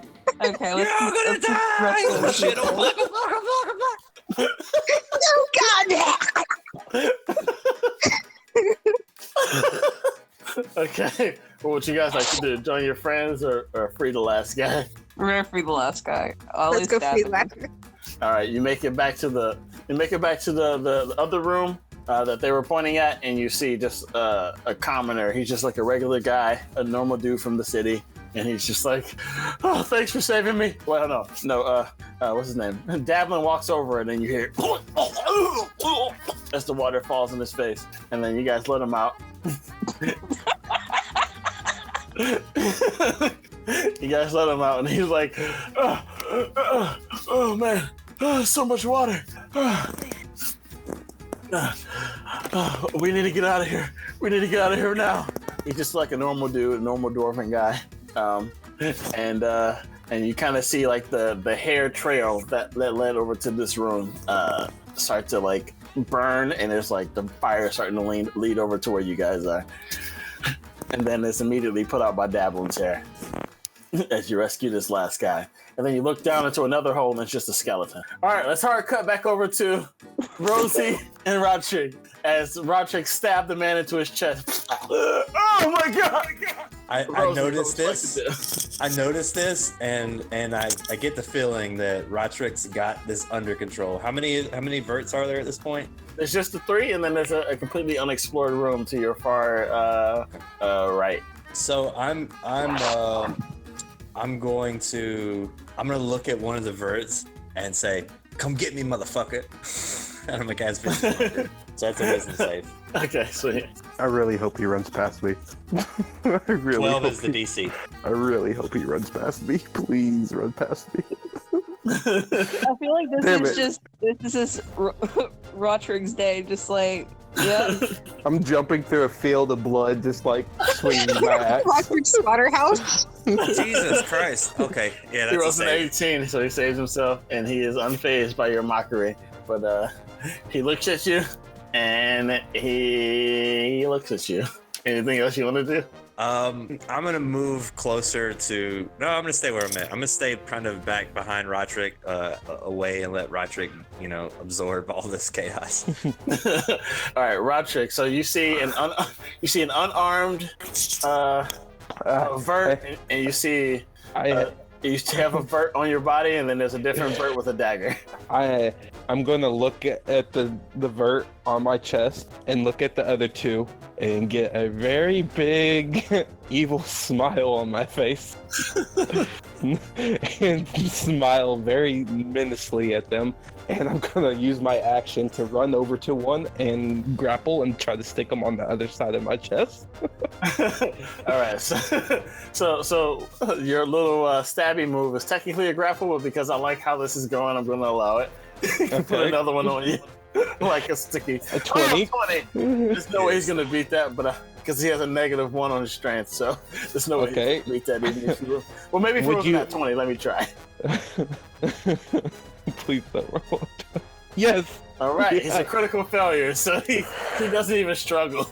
He actually tries to run away, and you grab him. Pick by him up like a teddy bear. And just on my other pec. And then would you allow me to use my bonus action to grab the other one? I'll allow it. Let's do it. Okay. And I'm just gonna look at the other one and go, ha, ha, ha, and just like try to grab him by the scruff of the neck. 13. Yes. I'm gonna pick this other one up by the head and the waist and turn them sideways and stick them onto my stomach. So, Rosie, you look over at Roderick, and he has a weird art display of verts on his body. Yes, Roderick, that's some really nice armor you've concocted for yourself there. I got. Would you say I get +1 to my? I was gonna say +2. So yeah. Yes, +2. Yes. Talk about a meat shield. You have a meat shield. All right, I'm like, all right, I'm ready. Let's go. All right, we hard cut over to Red and Dablin. Dablin and Red, you hear screaming coming from the other room. Like the water's just slowly rising around them as Dublin's like slowly drowning everyone. Yeah, the water around you is slowly rising.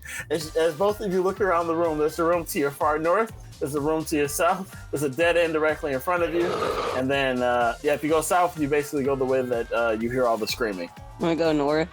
All right, as you go. They're like, fuck these guys. As you go north. I hope you die. Okay, I hope you die. I hope there's a trap and you can't manage to save yourself because I'm not saving you now. Well, no, it sounds like y'all guys got this handled. Why do you need me? All right, as you go north, you go towards the back of this cave area, and as you look around, Red keeps disappearing. As you walk to the back of this cave, you see that the hair that was burning basically leads back to this room, and if you follow the hair, it leads up to the ceiling, and it's going through the ceiling. Outside of that, it's a dead end. It's just a bunch of random, gross-looking mushrooms and mildew all over the place. Gross. Yes, but yeah, it's just a bunch of The hair hair. goes into the ceiling? Yeah, the hair goes into the ceiling. It's the perfect spot for you to have a boss fight right now. That'd be great. Pull on the hair. You want to pull on the hair? Oh God! All right. Like Red has her talons wrapped around it, and she's just staring down Dablin. Like, should I? I'm not stopping you if you do it. Do you want to yoink? Well, since I have no boundaries. You yoink. Yoink. You yoink it. If you yoink it, you realize that you unclogged the drain. You suspect that this might have been where the well was, and a bunch of water comes falling on you guys. Oh my God! Oh my fucking God! You guys get covered in water. Hard cut over to Rosie. Yes. Rosie and Roderick. Roderick, this door over here. I go first. Check it out. I'll open it for you as he opens the door. As I open the door, and I just kind of let the door go in front of me so that I can't see in. But Roderick just walks in. Oh, you already know what's gonna happen, baby. So as you approach the door, you hear this muffled thing that says "Queen, Queen, Queen, Queen." It sounds like a crowd. And as you open up the door, you open up the door and you see a bunch of verts and a hag in there, and they're all staring at you. I'm like, they all stop immediately when the door opens. I get a big smile. I'm like, more armor. Would you say that his current armor would be frightening to them? You know, that's a good thing. Let me roll a wisdom for the verts. I think the lady herself, the queen herself, probably wouldn't care that much. How many are we talking, by the way? I guess I can't see, so it doesn't matter. Well, you're standing right in front of the door. It looks like 20 or 30 of them are in here. Oh shit! Is it like a closet or just a room? It's a room. It's just like a bunch of random stuff. They're all giving her like gifts, and they're all happy. They're like standing in line and happy. The queen herself, the hag, is holding a comb, and you feel a faint arcane energy from it. Oh, we're the ones that walk into the trap. Jesus. So as they open up the door, you just hear "Queen, Queen, Queen," and then it immediately stops when you open up the door. Let me roll the wisdom for these guys. Please fail. I really want to see what happens with this fail. Please. Let me check the modifier. This is gonna be fucking hilarious. -2. Yes. Has the water reached them yet? I'm Yes! curious. So they roll a 1, and you guys see all of the birds like look at Rotrick's armor, and then they immediately start screaming and they scatter as they run out of the room. They start pushing past you. Oh, they push past me? I'm gonna fall on a couple of them and try to stick them to my back. You do that? Make a dex save, Rosie. And since Rotrick, you're choosing to fall, I'm not gonna make you make this dex save. But they pushing past you super hard, Rosie. I'm gonna fall on top of them, and can I see if I can stick like 3 of them on my back? You beat their armor class. So let me roll. Let me roll a little something to see how many of them you catch. And you say. Wait, what do I need to roll? I guess just roll to hit then. Okay. Attack. Battle axe or what? No, it'd be your armor. I guess it'd just be your armor. So Underarm? I guess your armor would just be a grapple. It'd just be it would just be Yeah, 1d20. grapple. So I guess make it. So yeah, just make it a strength check then, Okay. just to keep things simple. 24! Fuck you. All right. You fall on them, and you catch. You fall forward. You catch 3 other ones on your body. One of them obscures your vision a little bit because his feet is kicking in your face as he's I screaming. cut off his feet. I'm like, oh, that's Oh better. my god. As you do, I just kicked my mic. As you do this, you hear as you realize that there's a bunch of water on the ground where you guys are, and this water wasn't here before, but it seems like there's some water rising in this room. Hark over to Red and Dabbling.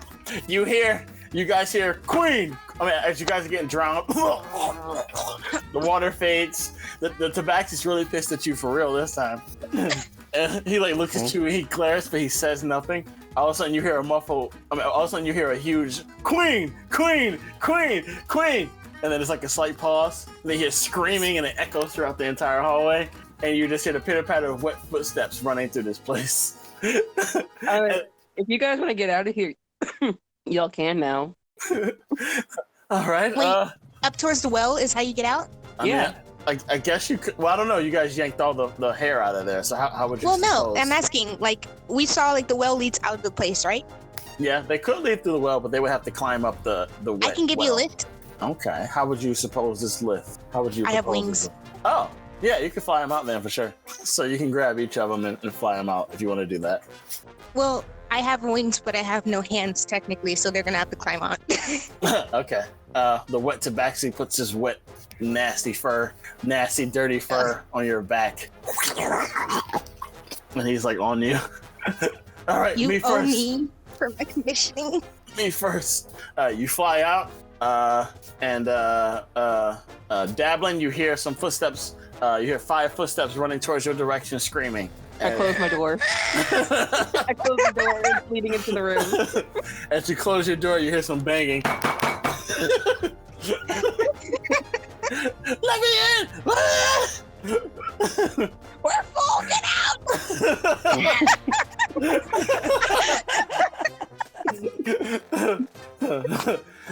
All of a sudden, you hear more footsteps running your way. Now this.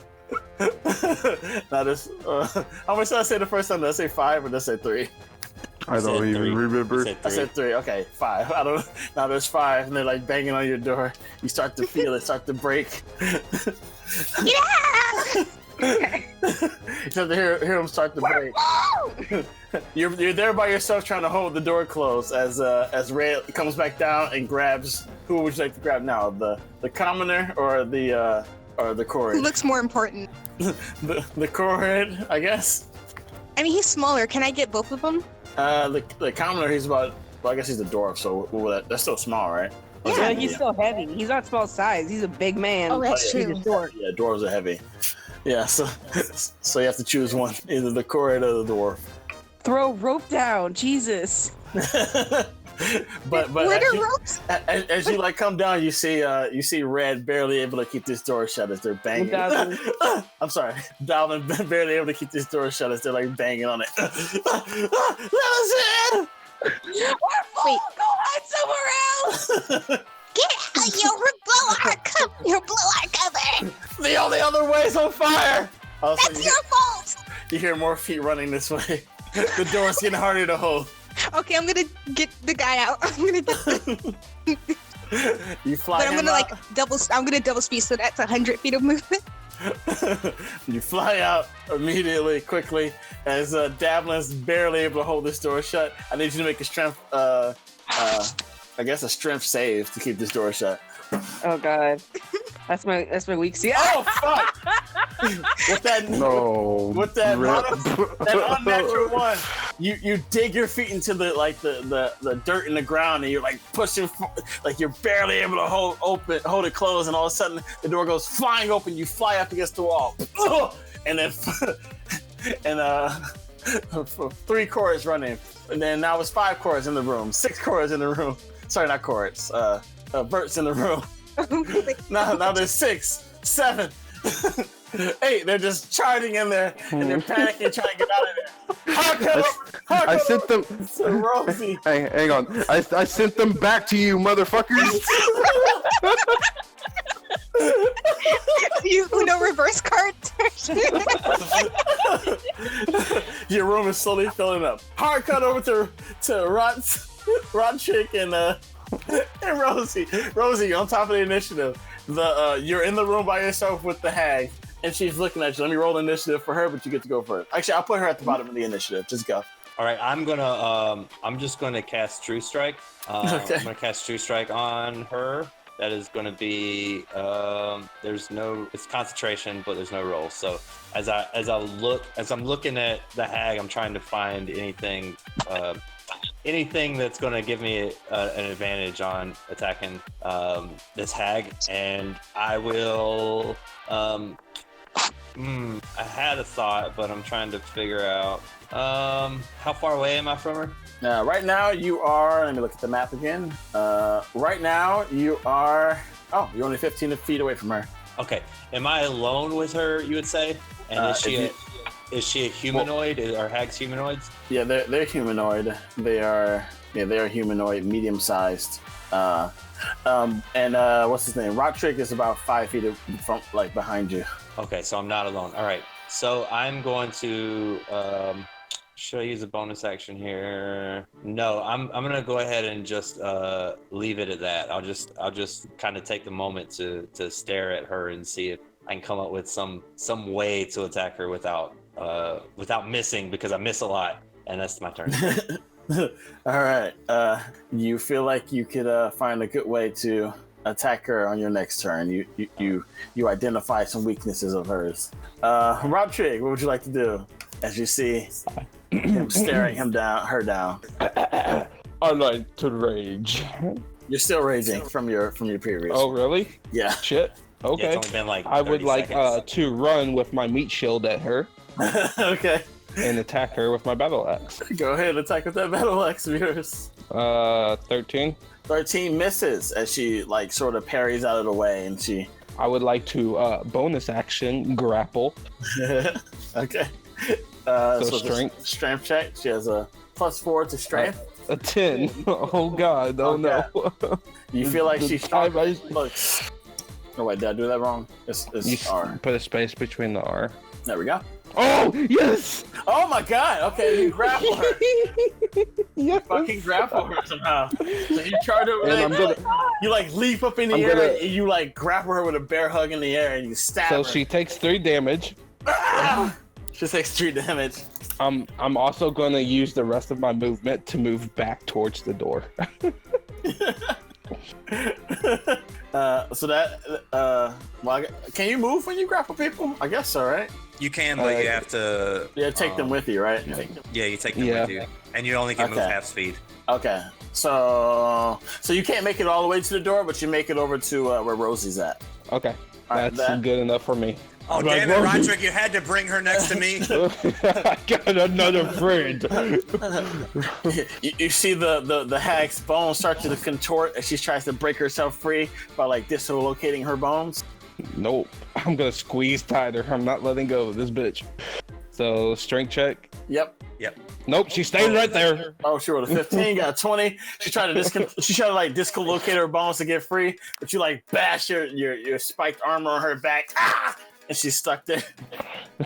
All right, hard cut over to Dablin and Rosie. I mean, sorry, Right. Dablin and Red. As you see 6 Verts run into the room screaming, "There's only one way out! There's only one way out! We have to let us out, please! There's fire up there!" Listen. Oh wait, has Red came back down?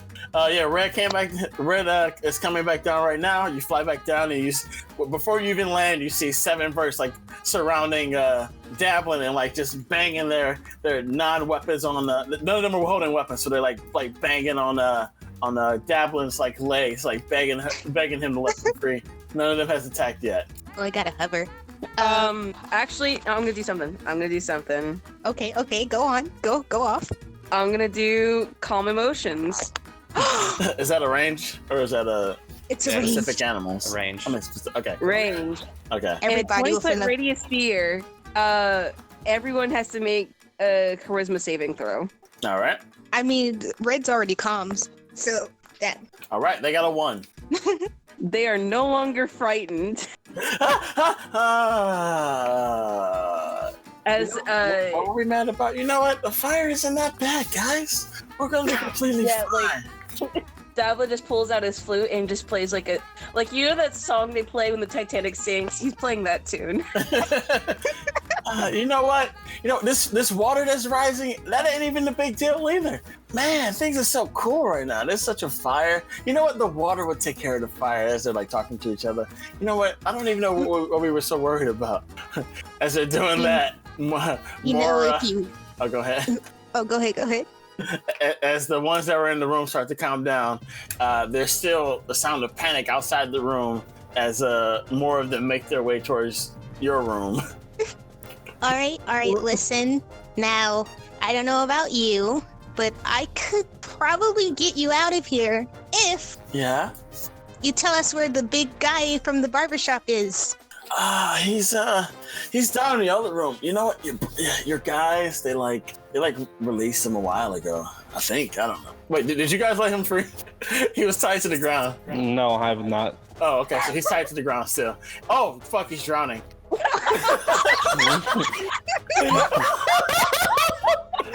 It's been 2 minutes. He's drowning right now.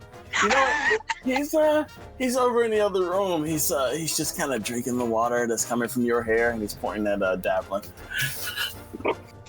Hey, do you guys have some magical haircutting things that make people's minds go whack? Nah. I know what you're talking about. We just replaced them. We bring them down here, and we just replaced them with the doppelganger. Oh. Yeah, so the guy you guys met upstairs, he's one of us. Just a little shapeshifter. Can you show us where that guy is? The real one? Yeah. It sounds like a few of my brothers are kind of freaking out right now, but I mean, if you guys don't mind walking back there, it's not a big deal. No, watch this. I'm gonna keep playing the tune. I'm just gonna spam calm emotions. Okay. Cast it one more time. We'll protect Cast it one more time, and if they fail, they're also calm. Yeah, make another con save. Just a whole panpiper. No, they're calm now. They're calm. So the screaming immediately subsides, and they're all kind of standing around looking at each other, super confused. Well, not confused, but they're not freaking out anymore. Hard cut over to Rosie and Rodchick. Yes. So, Rodchick, you have the hag in your hand, and you bashed her as she tried to escape. Rosie, what would you like to do? All of your attacks have advantage against the hag. First, I'm gonna say, Hag, What do you want from me? what are you doing here? Taking over this town. What do you expect? Oh, okay. If it's that, then I'm gonna attack. So I already have advantage because he's holding her, right? Yeah. And I have advantage from True Strike, so I wasted my True Strike. Damn it. Okay. So I shouldn't have made her so honest. So I'm gonna attack with both of my my hand axe. All right. 15 misses and 13 misses. Oh God. Okay. So with that, she still like contorts her body to dodge. Okay. When I notice that, I get scared as she's being held there, and I still can't manage to hit her. And I'm like, okay, Roderick, sorry, dude, it's on you, man. And Use your bonus action. And I'm using my bonus action to face step out the fucking room. You still have the scissors, right? Yeah. All right. So in your mind, you already have what Larry's looking for. Right. So you face step the fuck out of there. I think you go about 30 feet, right? Let me look. Yes, 30 feet. All right. Do you want to face up the whole 30 feet, or are you just going to the room behind you? Oh yeah, I'm going the whole 30 feet. All right. As far away as I can get. You face step all the way over to so past the room that the guy, so whatever. You face step 2 rooms away, and I'll explain what you see in a second. Rodrick, it's your turn.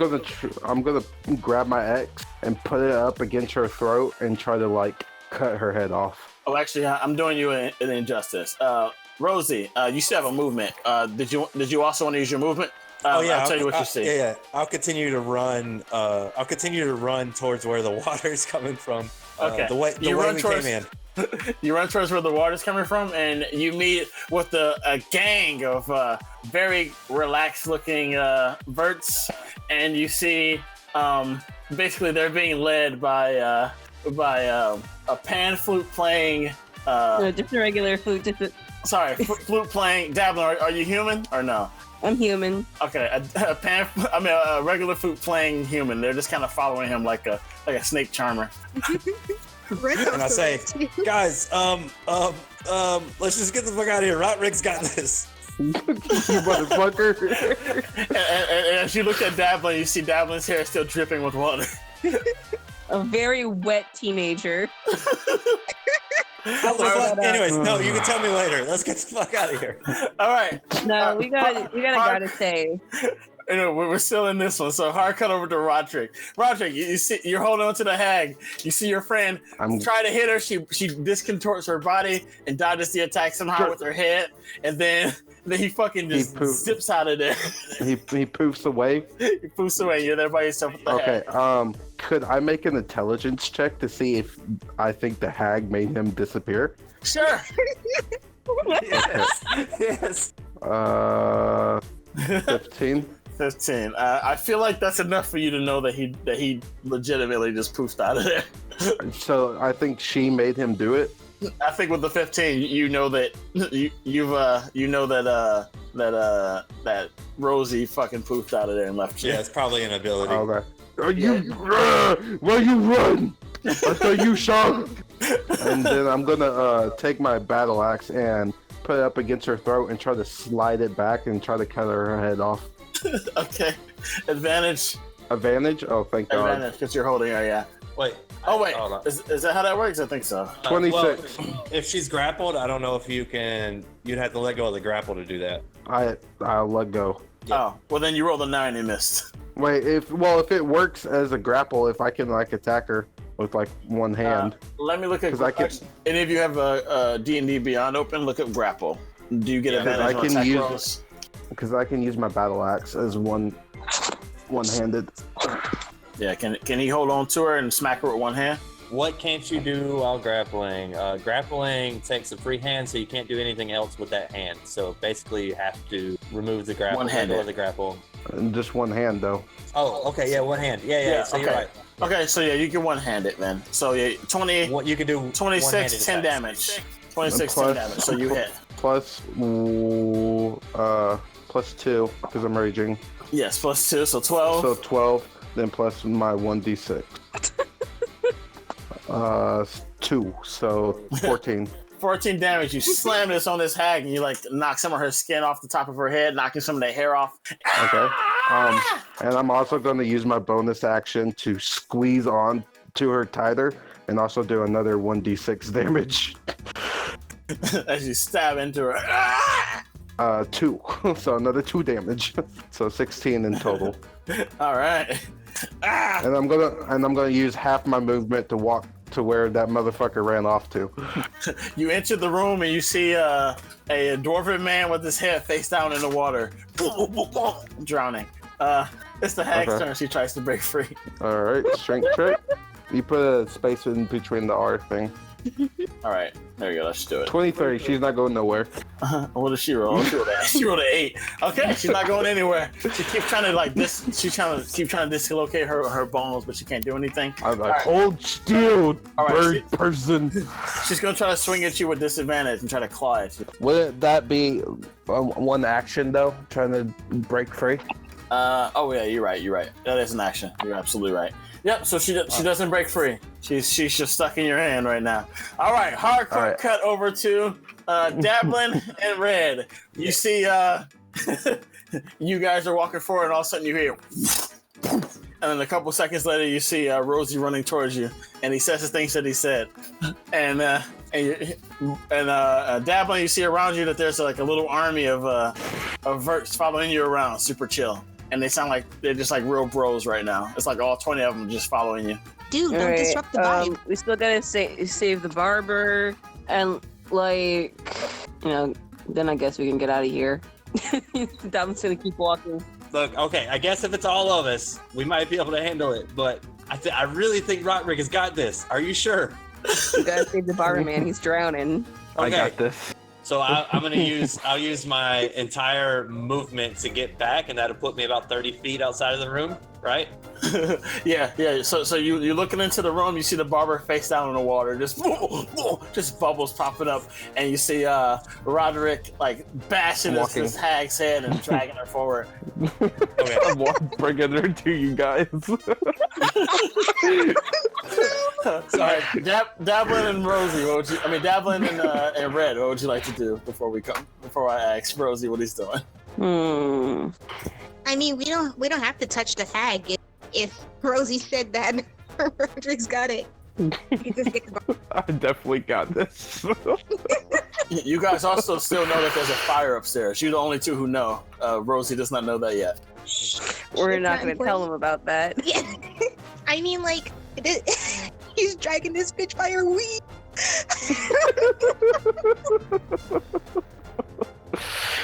Look, we're just gonna get the barber guy.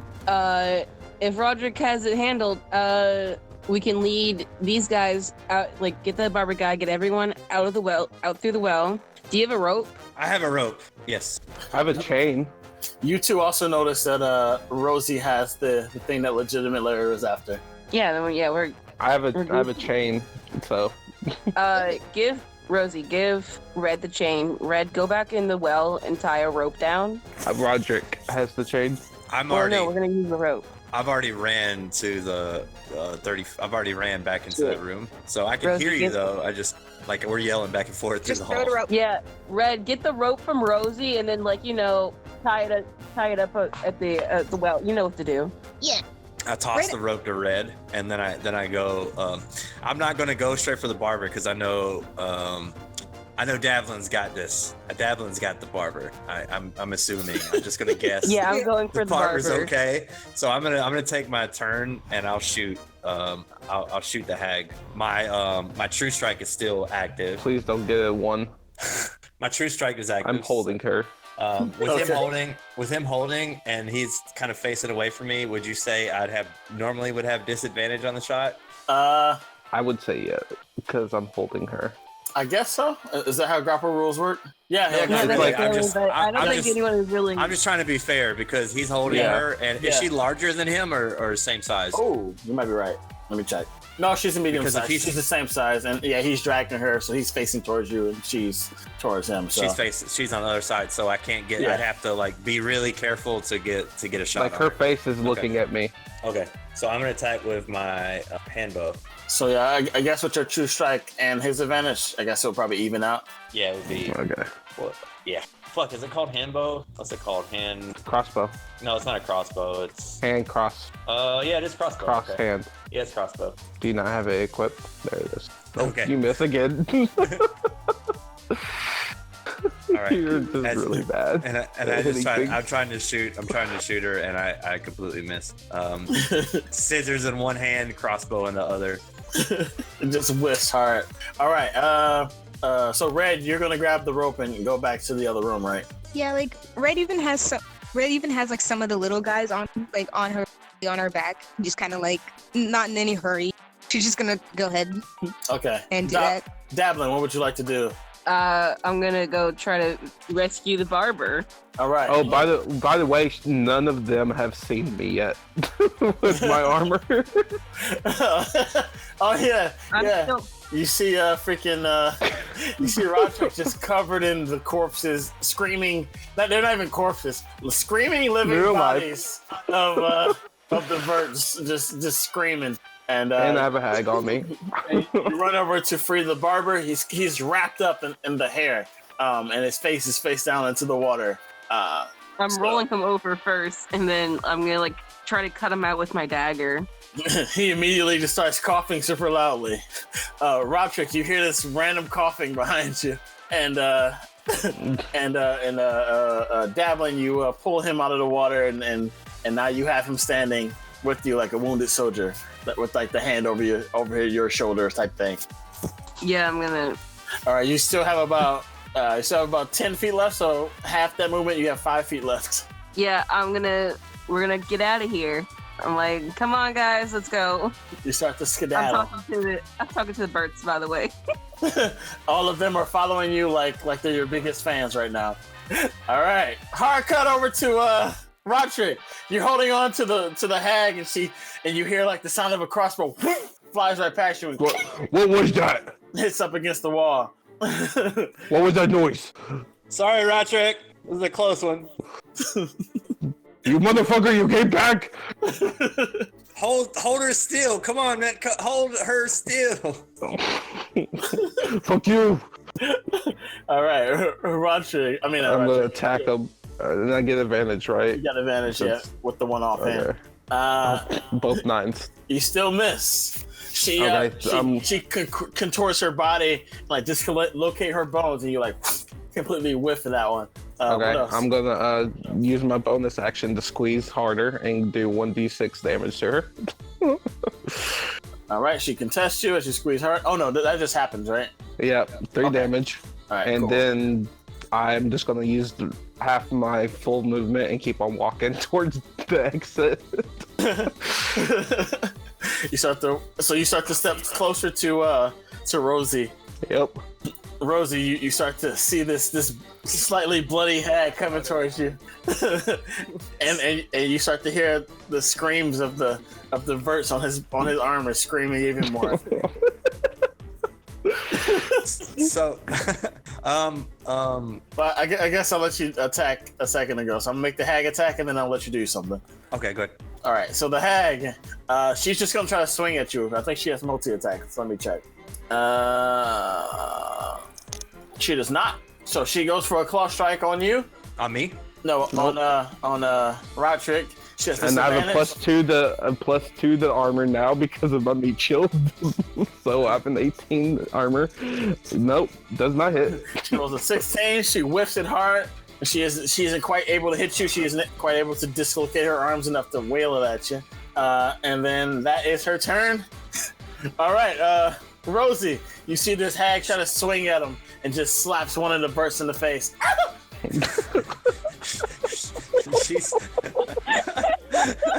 she's still being grappled, right? Yes. All right, I'm gonna reload my crossbow and Do I hear him reloading at any chance? You do. No, don't do it. I got this. Hold her still. No, you never hit. Stop. Hold her still. Come on, hold her still. No, stop. Hold her still. So at this point, he did come a little bit closer to you. So you have a better shot. Yeah. Oh, so I got No. advantage. So take the advantage on this one. Don't shoot. 21, baby. Let's go. 21, baby. You All catch right. her right. She looks up for a second. You catch her right in the eye. And as soon as it hits her in the eye, I'm gonna expend one of my bardic inspirations to say, "That's what you get, motherfucker," and then do 2d6 psychic damage with my psychic blades. Do it. So 2d6. That's gonna be 9. 9. You see her knees go weak, and she like drops down to one knee for a second, and tries to stand back up, but she takes that 9 damage. Ah! All right. You start to see a little blood fall from her nose. She's not going nowhere. I told you got this. All right, hard cut over to I guess Red, because Red flew away. Hard cut over to Red and Dablin. Are you going back that way too? Yeah.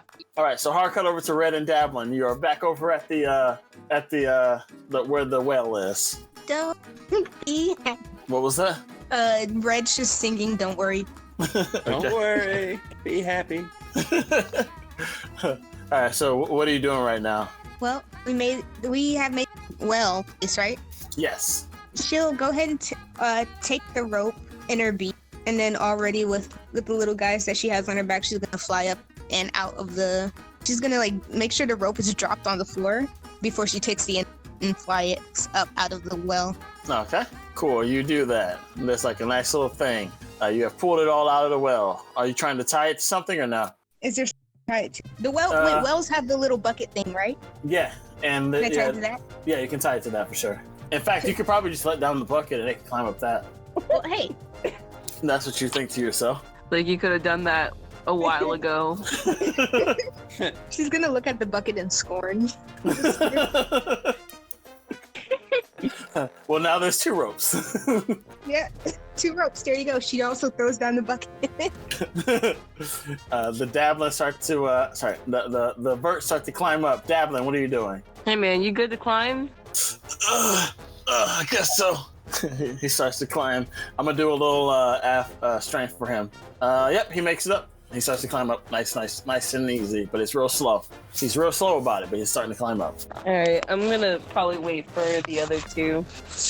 All right, hard cut over to Roderick and Rosie, still holding this lady. Roderick, I'll let you go first. I'm gonna take my attack with my battle axe. You're super distorted again. You deep I'm throw gonna- your mic too. I'm gonna as a bo- take. as a bo- Fuck you. I'm gonna take my advantage battle axe attacks. 22. That totally hits. All right. Plus 2, so 11 plus 1d6. So 15 damage in total. She coughs up a little blood. And then I'm gonna squeeze her even harder and do another 1d6 damage to her. She coughs out more. 4. She's gonna try to break free.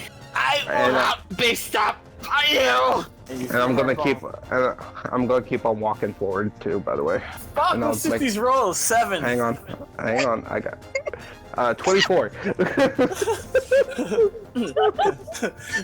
She like almost gets her like head free, and then you just like kneel down, No, like, no, like, crack her stop spine it. all crazy. All right, Stop. Rosie, what would you do as you see I'm this? gonna go look down? at this hag, and I'm gonna say, "Not so fast, bitch." I'm gonna cast Bane. So anytime she tries to make a save, or an attack, what is it? Save or attack? Attack Just- roll or save and throw before the spell ends. That she's got to try do a D4 and subtract it from it. And also my True Strike is gone because that's my concentration. I know. So I am going to still try to attack. You're distorted I again. have a question. You're Sorry, distorted. I have a question though. Yeah, you're distorted again. I don't know why the fuck my phone is doing that. Is that better? Yeah, you're back to Yeah. normal. Okay. Since I have her grappled and I'm moving her outside of people's ranges, would that provoke an opportunity attack on her? You haven't quite gotten to the outside of people's ranges part yet. Okay. But would it? No, she has to move out willingly. She Since has you're to dragging move her out willingly, right? Since you're Okay. dragging her, then no. So yeah, that's gonna be my whole turn. I'm just gonna tell that bitch. You're not You're breathing breathing into the mic. Oh, now you're distorted again. What are you doing? I can't even understand you anymore. Like, What just happened? like Let me ask you a question. When you fix it, what do you do to fix it? Alright, is that better? No. I'm literally holding my phone by 2 fucking fingers right now in front of my face. That sounds better. Yes. What are you doing every Okay. time you fix it?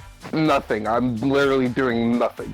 Well, I know, don't know. but when we ask you to fix it, you always manage to fix it. So what are you doing when you fix it? I don't know. I'm moving it away from my face, I guess. Keep it away from your Then face. keep it away then. from your face. Okay, I'll do that. It's back to being horrible again. No, I don't. It's away from my face. I don't know what I'm doing. Hang on. Like, don't hold it where you're breathing. Yeah, because you're Okay, breathing. is that good? It's better. Motherfucker! Not good, but better. It's like Hang every on. time you get that Oh, sound, that's it's good. worse. Whatever that is, that's good. Hold it like mine is like almost an arm's distance away. Yeah, he sound really good. Okay, is that better? Yes. Yeah. Okay. Do that. All right, what were you saying, Rosie? Oh, that was it. I just told that bitch she ain't moving and cast Bane on her. At second level, by the way. So actually, second level Bane is at higher levels you can target 1 additional creature. So I'm also going to damn it, I can't target her twice. I'm gonna target all the creatures that are on his back too, because they're still good. Okay, cool. All right, go ahead. All right, hard cut over to Davlin and Red. People are climbing up. The injured guy makes his way all the way up, and then a few more of the verts make their way up. And Red, as you're up there, legitimate Larry steps out of the door that he magically stole, and he goes, "What the fuck? Not now. Move. What are you doing? I don't have enough money to feed all these people." Don't worry about it. Hard cut down to Davlin.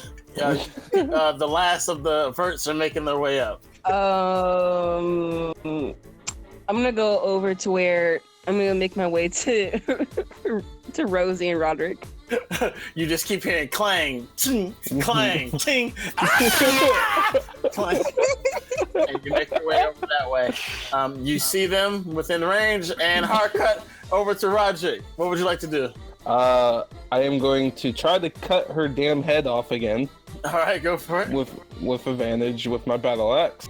16. Let me check. I don't think they hit. 16 better be the hit number. I think 16 is the AC. I think it means it beats it. It's 17. Damn it! Okay, So- well then I'm going to use my bonus action and squeeze her tighter and do 1d6 and 1 damage, and then I'm going to move. She's not looking good. I'm going to move my half speed towards the exit. You feel this hag breathing on your face, and she starts to look at you in your eyeballs, Rosie. I'm not looking at her. The hag starts to swing at you. No, the hag tries to break free. Oh, you want to try to break free, motherfucker? 16? Remember You have the to thing. -4. Oh, -4. Yeah. See, bitch, you ain't going nowhere, bitch. Don't. Minus 1d4. Watch it be the full 4. -2, so 14. 10. All right, make that. Oh! Ah! She finally breaks free. She finally fucking breaks free. She contorts her body and just like punches you in the gut. Well, basically punches the vert in the gut because you got a vert on your gut. And she stands up and she fucking let me look at the map to see what she does. If she runs past me, she's gonna get fucking doubled Freedom! two-handed axe. I know this sucks. Okay. Don't run past me. I'm gonna fuck you up. Okay. The only smart thing for her to do is to run back in the room that you dragged her from. So she has to leave your range. Get Yep. an opportunity attack. Not at advantage. Watch it be Yep, another it's grapple. gonna be a two-handed. That's Fuck, a 19. That hits. So let me roll damage. 1d. Oh, there's no 10. need with that 10. There's Hey, no hang on, fucking. hey. Oh no, you see Hey. no damage. You're right. 1d10 plus 5 plus 2. 10 plus a d6. Oh, she's fucking dead. d6. Oh, she's 4. I'm going for her head. I'm like, you Dude. come back here. Man, that grapple fucked this whole encounter up. You knocked her head up. You fucking cleave her head off beautifully. And it just I grab her head and stick it on my shoulder and use my full movement to fucking walk to the exit. Like, I'm getting out of here. All right, so you cleave her head off. It like twirls up in the air. You catch it midair and stab it on your armor. And you start to leave. What do you believe the exit is? The way that you came through, or the other entrance? I don't know. Area that you didn't go. Also, this place is like slowly filling up even more with water. You just like sloshing around. There are two exits, and then one path that you didn't explore yet. So I guess you could say 3. All right, so 3. So 1 is that, 2 is that, and 3 is that way. Aha! Okay, I'm going to go into the room that's flooding with water. Okay, so that room will be going towards Dablin, because Dablin is the source of the flooding water. So you walk towards Dablin. You walk towards Dablin. You see water falling from him. Yeah, he's still leaking with water, and you walk over towards him. Yeah, I like to imagine that you said that Dablin has like greasy hair, so I like to imagine that's half water, half grease. Oh god. Gross. Like it's the grease spell. Basically, right? So you bump into Dablin. On my way, walking towards you, little boy. And you just see a hag's head on my shoulder, by the way. Yeah, no, I kind of watched that whole thing transpire, so I'm just like, Yeah. So you guys make your way over to the exit where that red setup with the rope and the well, and you guys climb out. You guys look up and look at the barbershop. The barbershop's on fire. And Wait. As soon as I get up, I'm gonna say, I'm gonna take that bucket. I'm gonna lower it down into the water and scoop up some water. I'm gonna look at everybody else. I got the scissors in my sack. I'm like, hold on for a second, and then I run towards the fire to the front door. Okay. Throw the water on the fire. Run inside. Go to the slug. The snail. Oh, the slug's outside. The snail's outside. Okay. So the snail's right next to the house. Okay, so I throw water on the snail to make sure it doesn't catch on fire. I'm gonna cast sleep on it. Yeah. I'm gonna grab the motherfucker and I'm gonna run. All right, you start to drag the snail as unconscious corpse. Larry's like, "What the hell did you guys do? We just showed up here. You burned the freaking house down. You're stealing the snail. What is this thing? Oh fuck! Come on, let's go. Let's go." Larry, I got new friends. Look. He looks at you and all the panicking things in your armor, and then he looks at Dablin and the legion of 30 Burts following him, and say, I think we should leave town." So, Larry, so the snail, I think we should work out a deal. Why is that? It's just a snail. You can have it. I'm sure you can make a lot of money, but I want to cut. Why? Oh, is this thing valuable? hey, wait, real quick. Off the side, Dablin's gonna like gather a few of the birds down and be like, "Hey, can you like secretly teach me that song you guys told us about? You know, the song to control the snail." Oh, yeah, I know that song. They start to whistle a little tune. Think the Jeffersons theme song. Thank you. So Larry, Yeah, I'm gonna just go like a thanks. can I roll to see how much I think this thing would be worth, considering that I know that it creates this die? So from your initial roll earlier, you know that's worth 10,000 gold. Oh shit. Yeah. So I'm gonna say, listen, Larry, let's make a deal, and I'm gonna roll persuasion. Before I roll persuasion, I'm gonna say that my deal is 50-50. 50-50. What's so special about this snail? Well, we'll talk about that, but I think it's probably worth about 10,000 gold. He's like drinking a little bit of coffee, he spits it out. What? Let's get out of here now. I also would have mentioned that Red is also still setting fire to the building. Oh my fucking A god. little bit of fire here. You see the real droog 24. Oh, okay, let me insight that. You see the real droog that you guys almost drowned is sitting there very sad because you're burning down his only place of business. Also, his daughter is in there. Oh well, she's dead. Oh fuck, we forgot. So okay, Droog fucking runs in there because you're setting his house on fire. Mom, no! He runs inside. I'm gonna go ahead and follow him because, like, as soon as he's like, wait, oh fuck it, guys, we forgot one. A 10 for his insight, so he does not piece this together. Yeah. So you get the 50-50. 50-50 when you sell it. All right, cool. They are gonna get into so much fucking trouble when they try using that thing. So Droog runs inside. Mop, no! He runs inside the burning building that Rick, he's burning. And there's another one in there! Stop! do you guys want to RP this, or you want to do like a sitcom ending? Where I'm just gonna run away. Freeze I'm frame. No, I'm with you. helping. I'm like, birds, help! All right. Brett's gonna walking with whistle Larry. and like walk away slowly. Devlin, you run inside. Your hair is still wet. You're putting out the fire a little bit as Droog is just like crawling through, like trying to bust down the upstairs door. Because his daughter is in there. I'm gonna help. You burst it free. You see Mop sitting on her bed freaking out, and you see this weird fey creature right next to her, just kind of right next to her and being scared. Meanwhile, me and Larry are sitting back and just cheersing each other. Oh wait, Larry hasn't gone anywhere? No, Larry's still there. Okay.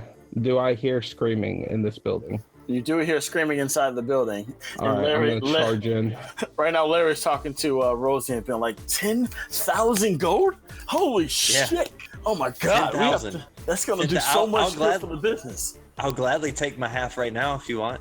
I don't have if that you- kind of money right now. How much could you? I mean, okay, 25% now.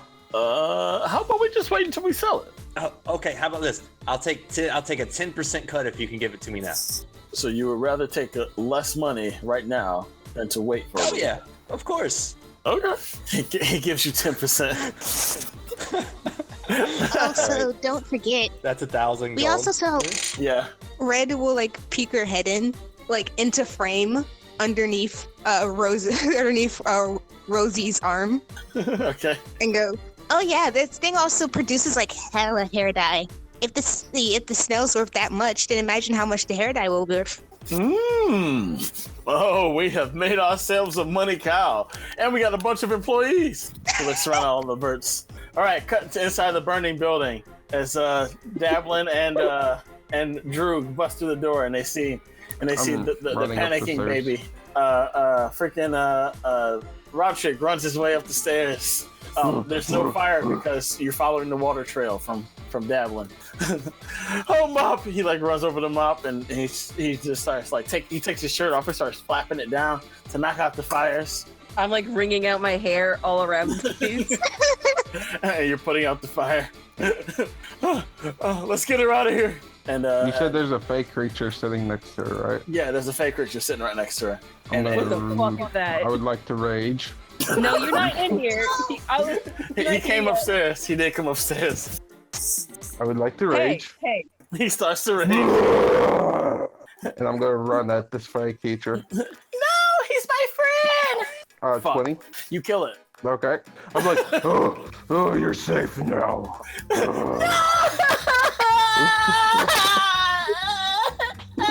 I'm gonna play. Hold up. I have a bunch of things screaming on me right now. So what the We burned this place down. We ruined this little girl's bed. This is her house, and they're gonna traumatize her. As the little girl cries, so does the birds on your armor cry. Ah, like a symphony of crying.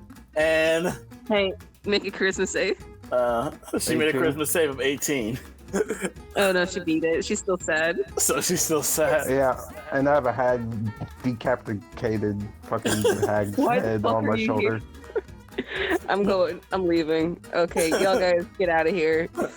As you guys walk out, Larry's like, "Come on, let's go, let's go, let's go, let's go." I Yeah. did good today. Don't I saved we little want to girl. bring the barber with us? Like, literally the only person who knows how to use the hair dye and cut hair. Maybe we could like. No, we got the birds, man. All right, I'm gonna Listen, be like, I all right. I like setting I'm fire gonna to walk things, back but upstairs and I'm gonna grab the barber by the scruff of the neck and start pulling him towards with us. No. Larry And looks daughter, at you you're and gonna says, Larry looks at you and say, "Let him go. We need to find a vehicle so we can get out of here." I'm pulling him with me. Jeez, we'll deal with that later. We need some sort of vehicle. He looks around. The cart that you guys came in on, he's still there. He's like feeding his little horse, so he's about to get out. He's about to do another route, you suspect. Then you also see other carriages. You see a whole nother barn with a bunch of horses. You see some rhinoceros at another barn. You see some cows, some bulls. What would you guys like to do? Let's get 2 carriages. All right. Did you want to take the carriage? I'm gonna run to the guy in the carriage. Hey guy, I'll give you 100 gold if you let us take this carriage as ours. Persuasion. All right, go ahead. I mean, little Betsy's mine. I don't want to part with her. I rolled his persuasion. I mean, his insight. 17. 17. Oh, damn. Betsy's mine. I don't really want to part with her. I mean, oh wait, you said with money, right? Yeah, I was gonna give him 100 gold. Do an advantage, sorry. Uh-oh. 100 gold's a lot. That is a lot of gold. 2. 16? 16. Nope. No. Just by 1. That sucks. That's real tempting, but Betsy and I's been here since the beginning. I don't want to get rid of Betsy. How much do you want? Name your price. For old Betsy? No, for the whole thing, not just old Betsy. You know what? Give me like 20 more. Give me like 20 more. I'll give you all of it. Wait, no. Hold up before you do anything. Hey, Roderick. What? I cast Charm Person. What do I have to roll? Wisdom save. Wisdom save. 21. Oh my god! Why is he so goddamn lucky? Can Red come up and just sit on this man? Like full on Hey, wait, don't take my bird hag pile head. You talking about Roderick or the guy with the cart? on Roger. All right. I'm just gonna give him 120 gold. And take All right. it. He lets you have it. I'm gonna feed my babies for weeks. And he runs off. So you have a cart with the horse, and then well, I guess there's only one cart. After that, I sit down and I do the math in my head. 50 for a horse, 15 for a cart. Fuck, we got ripped off, guys. There's another cart, and then there's other like horses in like a stable a little ways away. About How many carts do we need? well, y'all say y'all wanted 2, but How many can we fit into one? I feel like if you guys We get clown cart. so the you probably need another horse if you want to fit just this one cart. I'm just and then gonna go over to a horse and grab a horse and be like, "You come with me." you get it there, but you can't make it pull unless you're handling that baby. Handle that baby. But yeah, the snail is a large creature, so you can put the sleeping snail in the back of the cart. If anyone else is in the back, it'd be real snug. I could probably 18. fit one more person back there. That is enough to keep the animal, to make the animal be afraid of you enough to come with you. Wait, I- wait. Horses travel. Horses whatever you travel in will. herds, right? Yes. The herd mentality. So you're saying you're gonna take more than one? Yeah, well, I'm going for the leader horse, of course. Alright. So Listen, it's like the no. strongest looking horse. Set, Alright, so set let- the let me stable on break this fire, down. and then scare the horses out of this. horses.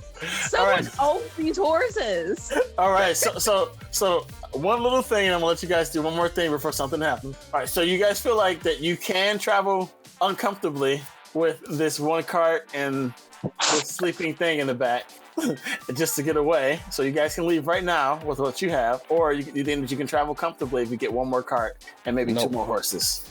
No, we're going one cart. All right, so Hey, are you let's guys in go. agreement? Are you guys in Yes. agreement? Yes, let's Okay. get the fuck Yeah, out of here. let's just get out of here. All right, because I Red's was gonna do the thing. Red's gonna Red burn some stuff, and Red, before you fly back over to the cart, you see the No. law enforcement making their way over there. Listen, no, what I wanted to do was to burn the stables and spook the horses with the fire so that they all The travel horses in are- one direction. No, the horses are following me already. Are they? Well, you took one horse and Yeah. added it to the cart. I took it Yeah. the strongest horse. Yeah, so you have You one took horse, one horse. and then you took. I'm trying to make a stampede. and then you cause a fire, and I'll let you animal handle that, I guess, and with advantage. Can I intimidate instead? There we go, intimidate it. Please. Because you're using fire. But yeah, as you're up in the air, you see that the law enforcement is coming. Immediately loud cause. All right, then we're gonna do a getaway scene, and then if you guys get away. 19. Oh yeah, absolutely. There's a stampede. It's real rough. All right, we're gonna do a getaway scene. So one person has to drive one person's gonna drive the cart. Who wants to drive the cart? As the law enforcement is coming up. Animal proficiency. I'm gonna stand in the back with my. I'm gonna stand in the back with. I'm gonna reach in my pocket and I'm gonna pull out 2 bags of ball bearings.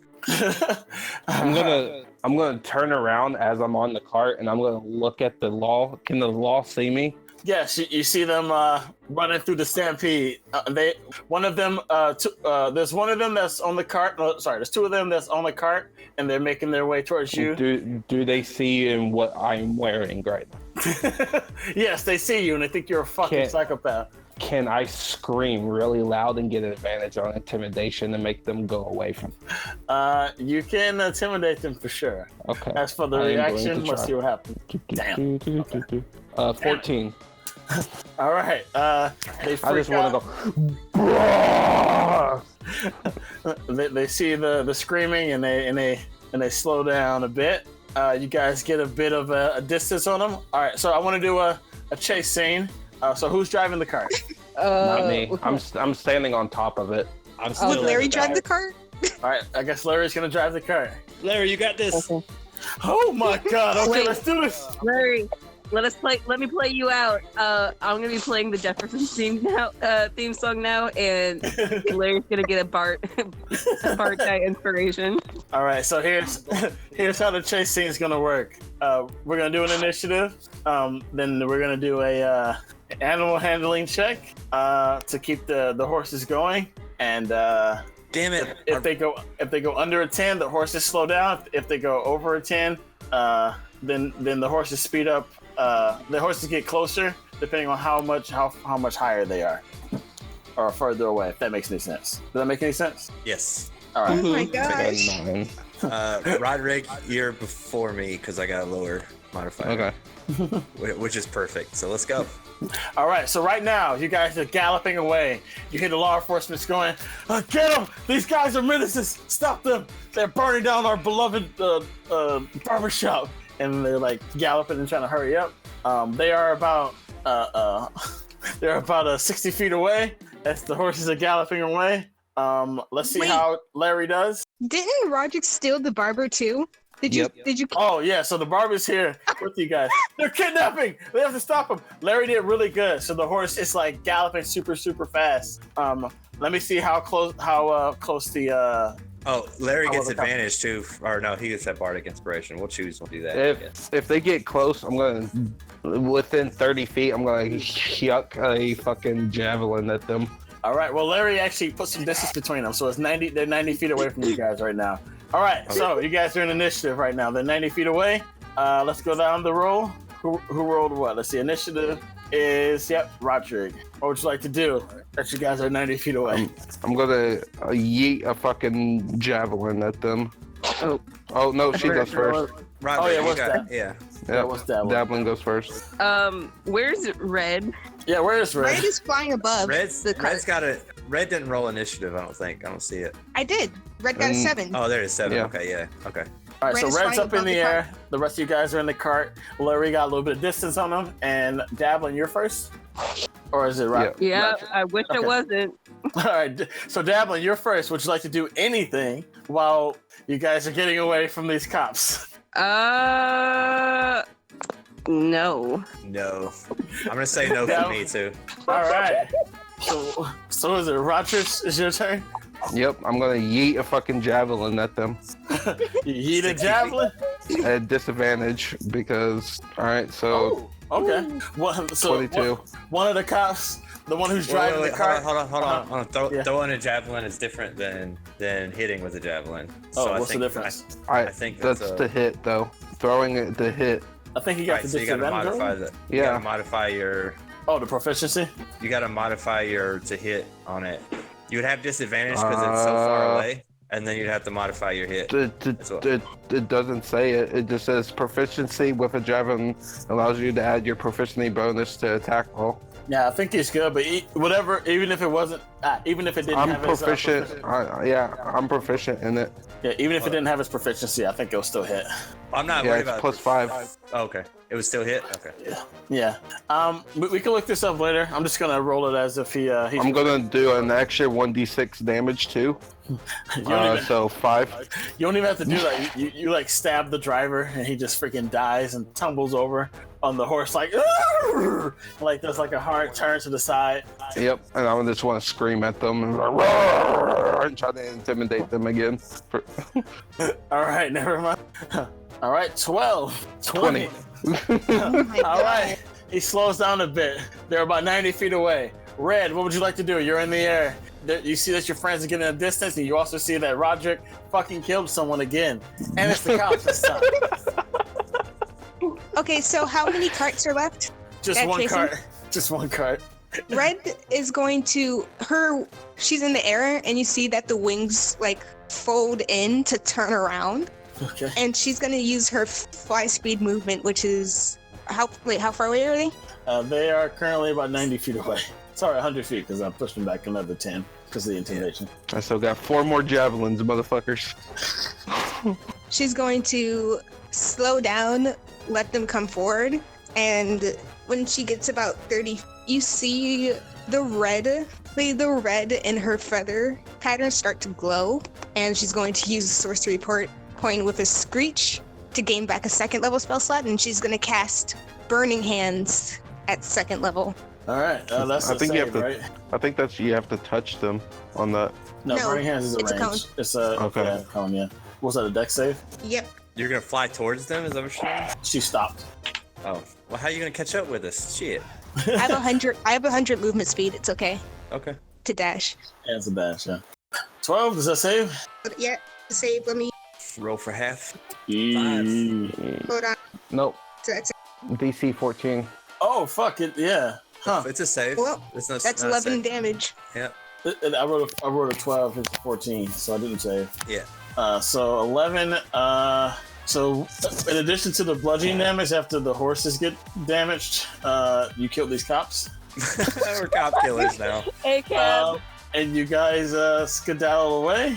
I'm gonna roll a little something, and then we can end the session. You guys dipping out. Like As the you moment, guys get it's like a dive bomb, like airdrop, and she All right. she veers back up and turns back around. I rolled a 23 on a little Now, something. now he wants to roll good. as everybody gets back together, I'm gonna say, like, guys, I don't think it was a good idea to kill cops. I agree with him. What is wrong with you? They were chasing us. Yes, because that's what they do. We could have just ran away.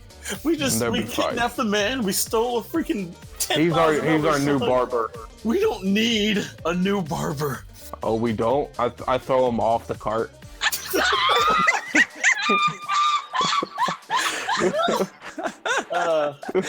Well, you did take him away from his daughter, so he's probably cool with it. But that's terrible. He goes tumbling. Let's see how he saved. All right. You don't see him move as you guys continue. We ordered the child. Okay, All right. this is getting a bit out of hand. You guys are killing cops and now innocent barbers. Like, what are we doing, guys? What are we doing here? What are we doing here? Look, let's find some place to lay low for a bit. Just don't touch anything. And you guys continue on. I feel like that's the end of the session right now. I feel like someone got fired. I don't know who.